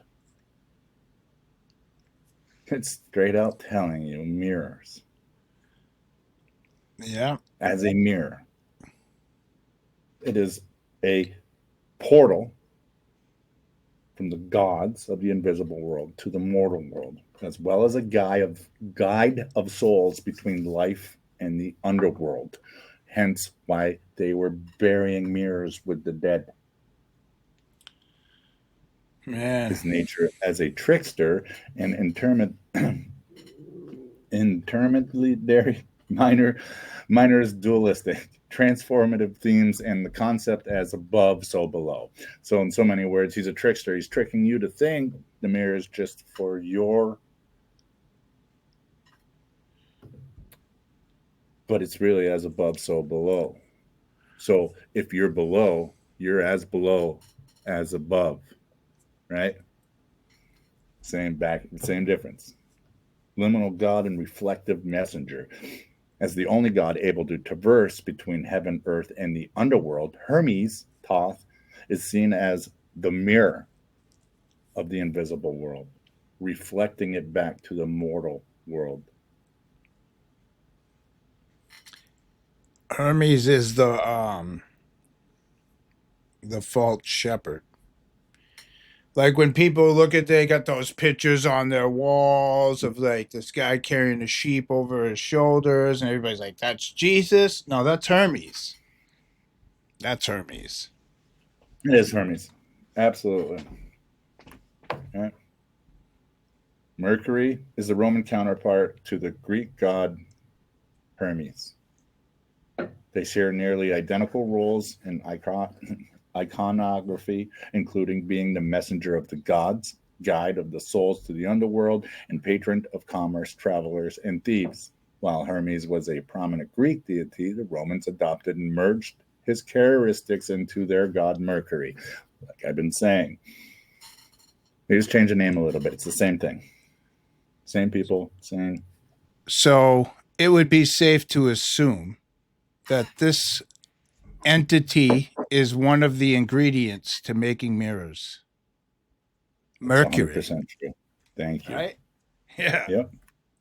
Murano Island artisans revolutionized mirror making in the 15th and 16th centuries by perfecting clear, flat glass cristallo and coating it with tin and mercury. So there's the spell, dude. I as you've been talking about this, I've like different thoughts have been coming to my mind, stuff I've never even contemplated, like wondering if metals are associated with specific entities, They are. and alchemy would be to like try and imbue these two entities together and get some kind of new spiritual power. Exactly. That's crazy, man. Exactly. That's exactly what they're doing. It's exactly what a mirror is. So You think you're crazy. looking at a mirror reflection of yourself. Dude, I'm gonna go take my mirror down. As soon as this show's over, spray painting that thing So black. No, I don't want a black mirror either. That's the Roman god Mercury is prominently depicted in Washington, D.C. as a symbol of commerce and swift communication, most famously in the National Gallery of Art West Building, Rotunda, in the U.S. Capitol. He appears as a bronze sculpture and in fresco, often holding his caduceus, symbolizing his role in trade and navigation. And in good fashion, it's a giant fountain with a reflective pool it is. And look at right what in they our White say House. about the caduceus, right? We associate the caduceus with the medical field. But here it says the caduceus symbolizes his role in trade and navigation, which is That trading, interesting. which is Because interesting because what is he trading? Souls and exactly navigating them to hell. navigating the soul trade through reflection, through scrying, through your mirror. Dude, this is so much worse than I ever thought. Yeah, and it's right in our White House. Man, And so you did a show about doctors and the caduceus and how they swear an oath to Apollo. yeah. Modern engineers swear an oath to Gaia, Earth. They wear, and when they become an engineer after swearing that oath, they get an iron ring to wear. Oh, I never knew that. That's interesting. Lord of the Liquid, Rings. right? Exactly. And they're alchemists, priests, magicians. Liquid mercury, also known as quicksilver, was foundational to ancient alchemy, regarded as the first matter or universal spirit presented in all metals, symbolizing the bridge between liquid and solid, between life and death. Extracted from cinnabar, it was used in or as a component of the philosopher's stone for transmutation and believed to hold properties for longevity in Chinese and Hindu traditions. Liquid mercury can carry sound frequencies and is highly effective medium for sound transmission due to its property as a liquid metal. Because of its high density and surface tension, sound waves can cause it to oscillate and form complex structured shapes, a visual phenomenon often explored in cymatics, sound So velocity. that would Go be ahead. like those videos of like the black goo interacting with like magnetism, Yep. certain sounds. Yeah. So if you talk to yourself in the mirror, you're creating cymatics. Liquid mercury transmits sound at a velocity of approximately 1,450 ms at low frequencies. There's resonance and patterns. When exposed to low audio frequencies, a droplet of mercury can vibrate and form star-shaped standing wave patterns, acting as a resonant system. In high frequency ranges, the sound velocity in liquid mercury can increase by roughly 50% due to structural relaxation. The atoms temporarily freeze in place. So I take Mercury it is you watched that video where that guy made the audio cables out of mercury? yes. Yeah. It's crazy. Mercury is an excellent. Well, it made me think. You're reflecting, right? And the whole reflection from the very first slide of the scripture, the word. Don't go off without the word. If you're gone off without the word and looking in the mirror and then you start talking to yourself, you are creating certain shapes within your own DNA. Mercury will amplify that back into your face.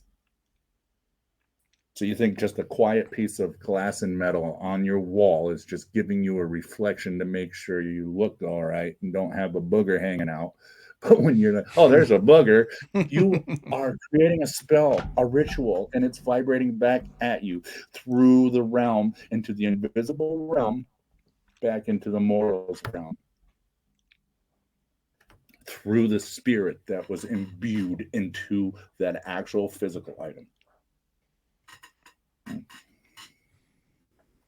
Carrying and amplifying sound waves due to its high density, surface tension, and acoustic properties, which is similar to quartz crystal. Think back to that Prometheus mirror. Yeah. It was surrounded and encrusted with quartz crystals. It can create complex vibrational patterns or chromatic effects when exposed to audio frequencies. It was historically used in early computer memory, specifically in mercury delay line tanks, to transmit data encoded sound waves. Here's a droplet of liquid mercury, the star of Rembrandt. What the heck? Oh my goodness, dude. You guys, you can't make this stuff up. This is insane. No, you can't. That's crazy, bro. I would have never thought. Yep. Perfect star of Wow, Rembrandt. dude. That's crazy. Well, that settles it. It's over. Yes, sound wave frequencies can significantly affect the brain by altering brain wave patterns, influence mental state, and stimulating psychological changes like reduced heart rate and anxiety. Physiological, not psychological, like physical. Yeah. Through a process called brainwave entrainment or frequency following response. The brain's neural activity can synchronize with external auditory frequencies, impacting mood and cognitive performance, such as enhancing relaxation with low frequency sounds, the theta, or increasing alertness with high frequency sounds, the beta. Well, forget about it trying to convince you it's good or you can do awesome things with it. Yeah. It's the star of Rembrandt. You're talking to your reflection, but you're scrying and talking to and asking for answers from the other realm. And you're going to have neurological activity decreased. You're synchronizing the vibration with what that can vibrate back at you. And I just want to remind everybody. Go ahead. Go ahead, finish what you're saying. I'll say after. Oh, it affects your cognitive performance. So you're not going to think, you're going to be more easily influenced in a negative way. I just wanted to say that people may not notice this. Like when you're talking about this, people be like, "Well, I talk in a mirror, and nothing happens to me." And I could just see wheels turning when people listen, and so I just want to remind people that the Bible says that Satan was the most subtle, right? The serpent was the most subtle of all God's creatures. So you wouldn't notice. It's going to be so minute, such a overtime process, drip, drip, drip, that you're not going to notice it until it's too late. Way too late. Yeah. Yep. Thank you. Ugh. So yeah, this is what's actually happening. What you just described, it's so subtle you don't see this. Yeah. That's what I see in the morning. No, I'm just kidding. Like, So we have this painting. It's called Venus with a Mirror. of course. Oh, The look at artist, that. 555. it was in the year of 1555. Yes. Yeah. 555. Yeah. And it's in the National Gallery of Art in Washington, D.C.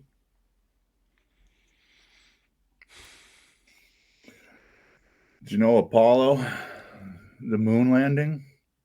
The astronauts left mirrors on the moon and they still work. That's what I heard, but I don't believe any of it. They also left what looks like a big Ziploc baggie right here. Oh, whoops. That was the evidence bag, But I can see the spirituality behind why they would want people to think there was a mirror on the moon. Right? Right? Because that's like, there's definitely something spiritual to it. I don't know what it might be, but. Well, there absolutely is. And like, I agree with you. I don't know exactly what it is, but they're still doing it because we just had Artemis, right? Mm-hmm. Artemis went around the moon. This is the astronaut that went there. What he quoted saying? We are a mirror reflecting you. On April 11th, he was saying, we are Artemis. We're reflecting Apollo. There you go. There's the moon. There's the mirror on the moon, bro. Yeah. Right. That's it. Because Artemis is the moon.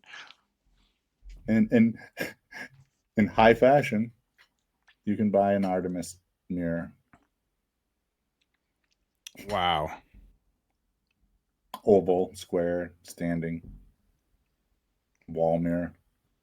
Yes, Artemis is the moon, reflecting.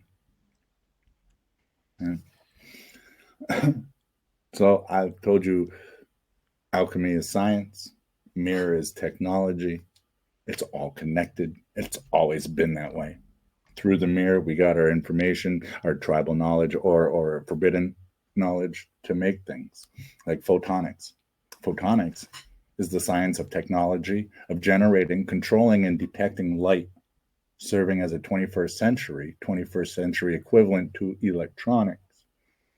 It enables high-speed data transmission, laser manufacturing, medical diagnostics, and advanced imaging. Key applications include fiber optic communications, solar energy, augmented reality, virtual reality displays, and autonomous vehicle LiDAR. And what does photonics use? Mirrors. Yep. You can't do any photonics without mirrors. Oh, there's a startup company. It's called Reflective Orbital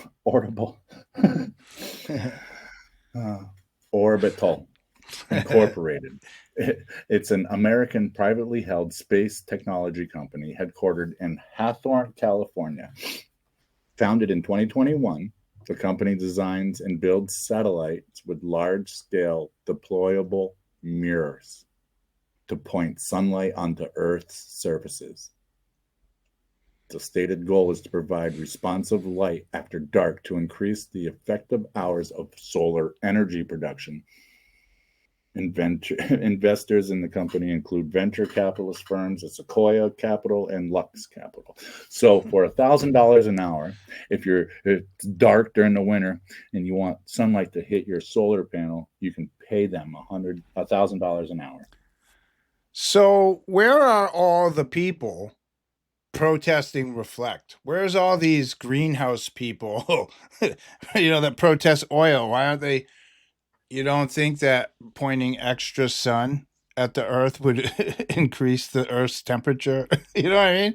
Like, those people don't even think. Nope. Not that this is real. I'm just saying. You know what I mean? Like, no, right. You would think they'd be out there protesting this. Like.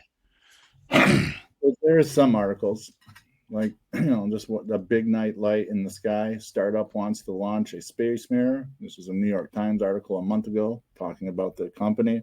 The Guardian 2 weeks ago said satellite mirrors plans could disrupt sleep in ecosystems worldwide. Scientists or alchemists or priests say. Yeah, there they are. There's the opposition. Right. But in high fashion with everything I said, that is really nothing new under the sun, because the Greeks had a heliostat. It's a device that reflects sunlight towards a target, turning and compensate for the sun's apparent motion. The reflector is usually a plane mirror. The target may be a physical object distant from the heliostat or direction in space. The reflective surface of the mirror is kept perpendicular to bisector, the angle between the directions of the sun and the target, as seen from the mirror. You know what that reminds me of?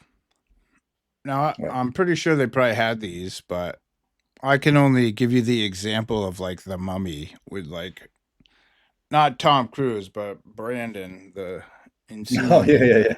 Right? Yep. Remember when he goes in there and they turn the big disc and You're it right. like shines one light from that light to that light and it lights up the whole place? That's a heliostat. Absolutely. Yeah. Yeah. But this sounds more like a weapon than it does. Yeah. And let's go back to Italy, where Venice is. Right? We got the Vignale, a small village in northern Italy. It's installed a giant computer-controlled mirror on a nearby mountain in 2006 to combat over 80 days of winter darkness. The mirror tracks the sun, reflecting light into the main square from November to February. I'm measuring 8 times 5 meters. Okay, good. I was going to say, there's that 58, bro. 58. Yeah. Yes. Yep.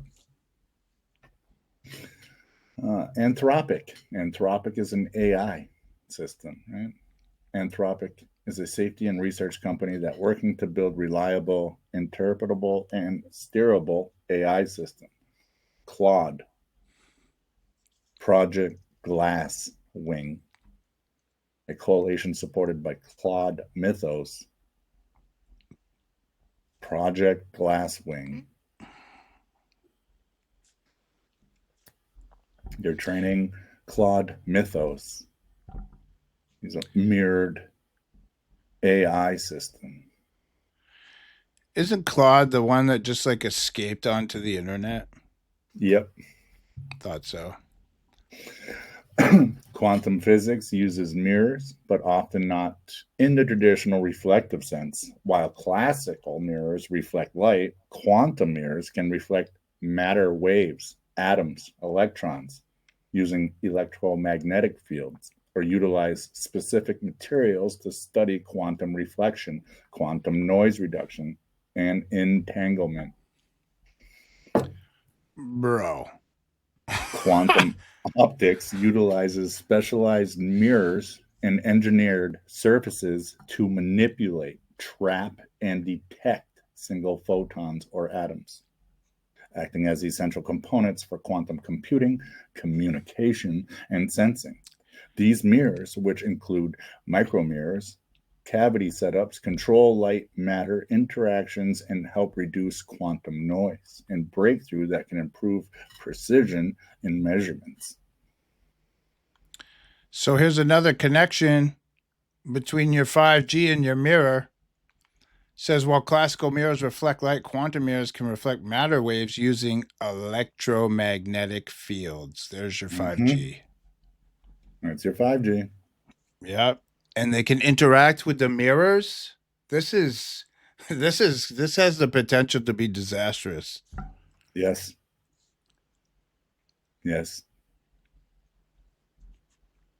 CERN uses mirrors, particularly in the particle detectors, to identify particles and to focus light.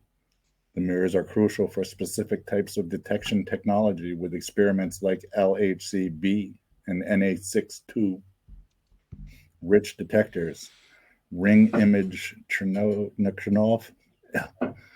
The LHCb and Na62 experiments use large, lightweight spherical mirrors, often made of carbon fiber reinforced polymer or glass, to reflect and focus light emitted from particles. These mirrors allow scientists, priests, alchemists to determine the velocity of particles. Interesting. Alice is also a detector at CERN. It is, absolutely. Here's an article from Medium, like a spiritual medium, The Mirror Universe, why CERN's latest discovery might just break reality. Yep. I'm doing this on April 21st, this article. The quantum arrow of time can be reversed. What if time was reversed? Physicists, priests, magicians, Yep. alchemists, they show how time could flow backwards on a quantum scale. Researchers have developed a way to flip time to move backward in a quantum system. With mirrors, this level of control could lead to bizarre and real world applications. The findings are currently theoretical, but could be tested experimentally, says Luis Pedro, a physicist at Los Alamos National Laboratory and first author of new study published February 19th in the journal Physical Review X. Of course it's X.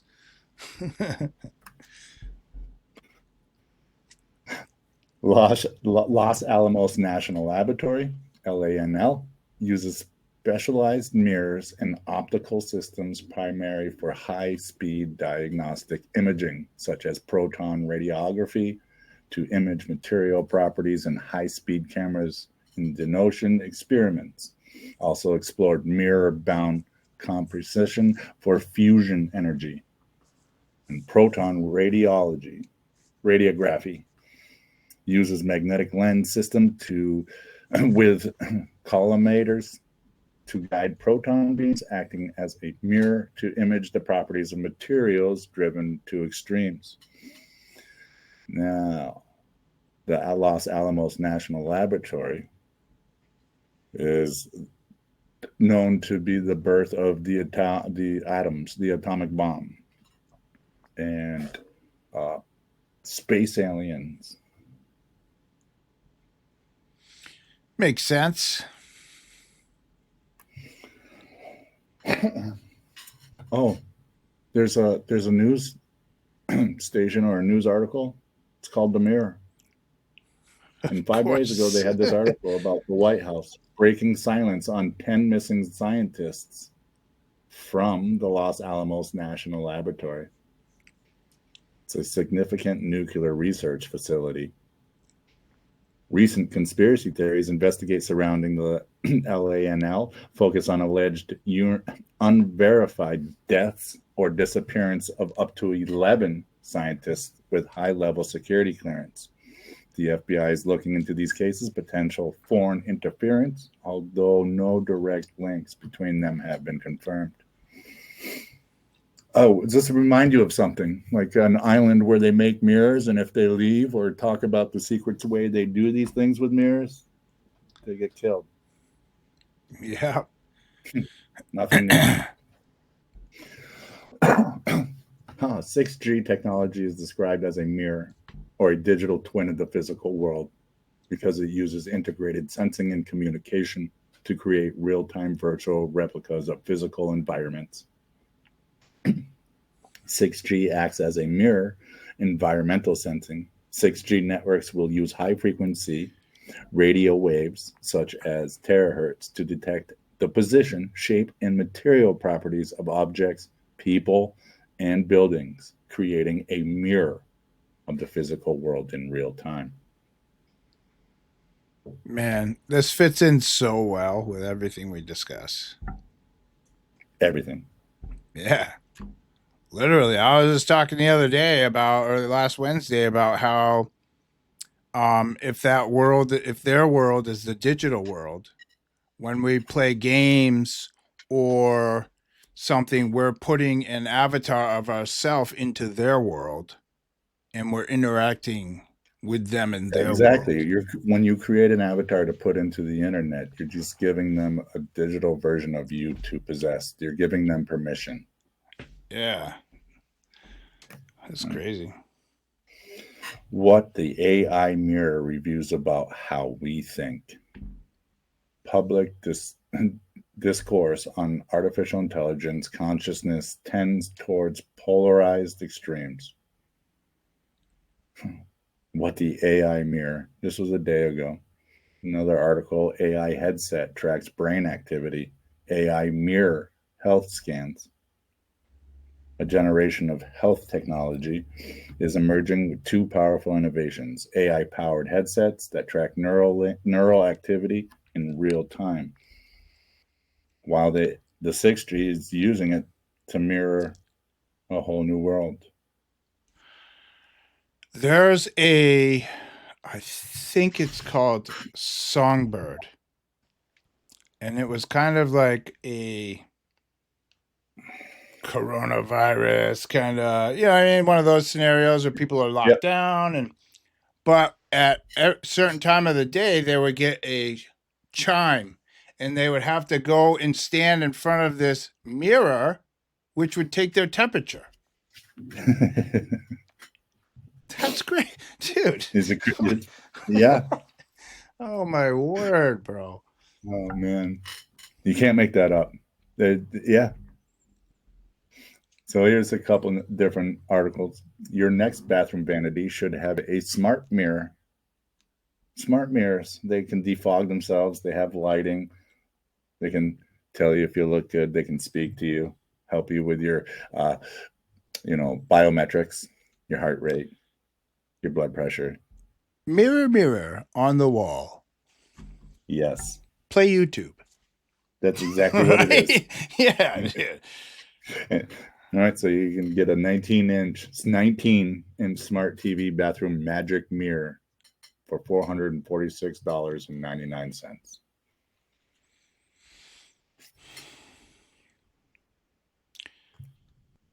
Oh, cell phone mirrors. They're a physical accessory attached to the back of a smartphone, usually via MagSafe or, adhesive, allowing users to see themselves while using the high-quality rear camera of selfies or vlogging.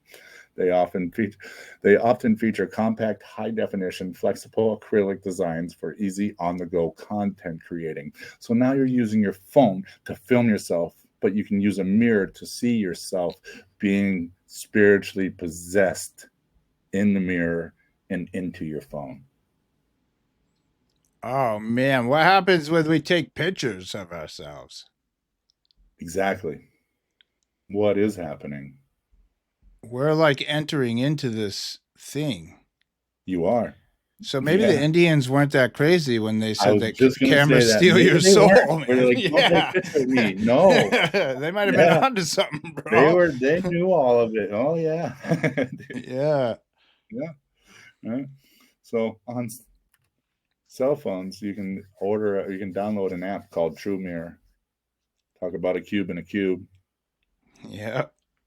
Six-sided inside of a cube. True Mirror app. Instead of being reversed, it's True Mirror. Oh, so it's like an actual like It just shows mirror. you a picture of yourself. Yeah, Like, yeah. And then you can use that mirror to take a selfie. So it's not a reversed picture when you send it to somebody. oh, okay, I see. All right, yeah. Because sometimes you So can it's tell people's words are backwards and stuff. right. Yeah, So it's looking at you backwards, but reflecting you forwards, backwards, then forwards again. man, what a strange app. I don't know, man. There is some definite wickedness behind this stuff, dude. Well, Mr. Apollo here, he's got the Trump T1 phone, and it's real. The Trump Yeah, phone. I remember hearing about that. It was like gold or something. Yep, here it is. Oh, there it is.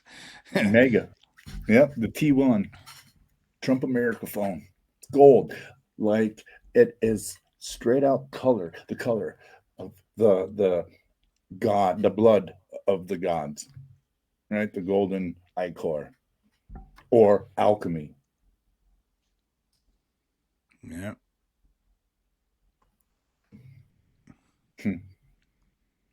What an artistic picture of Trump in the White House.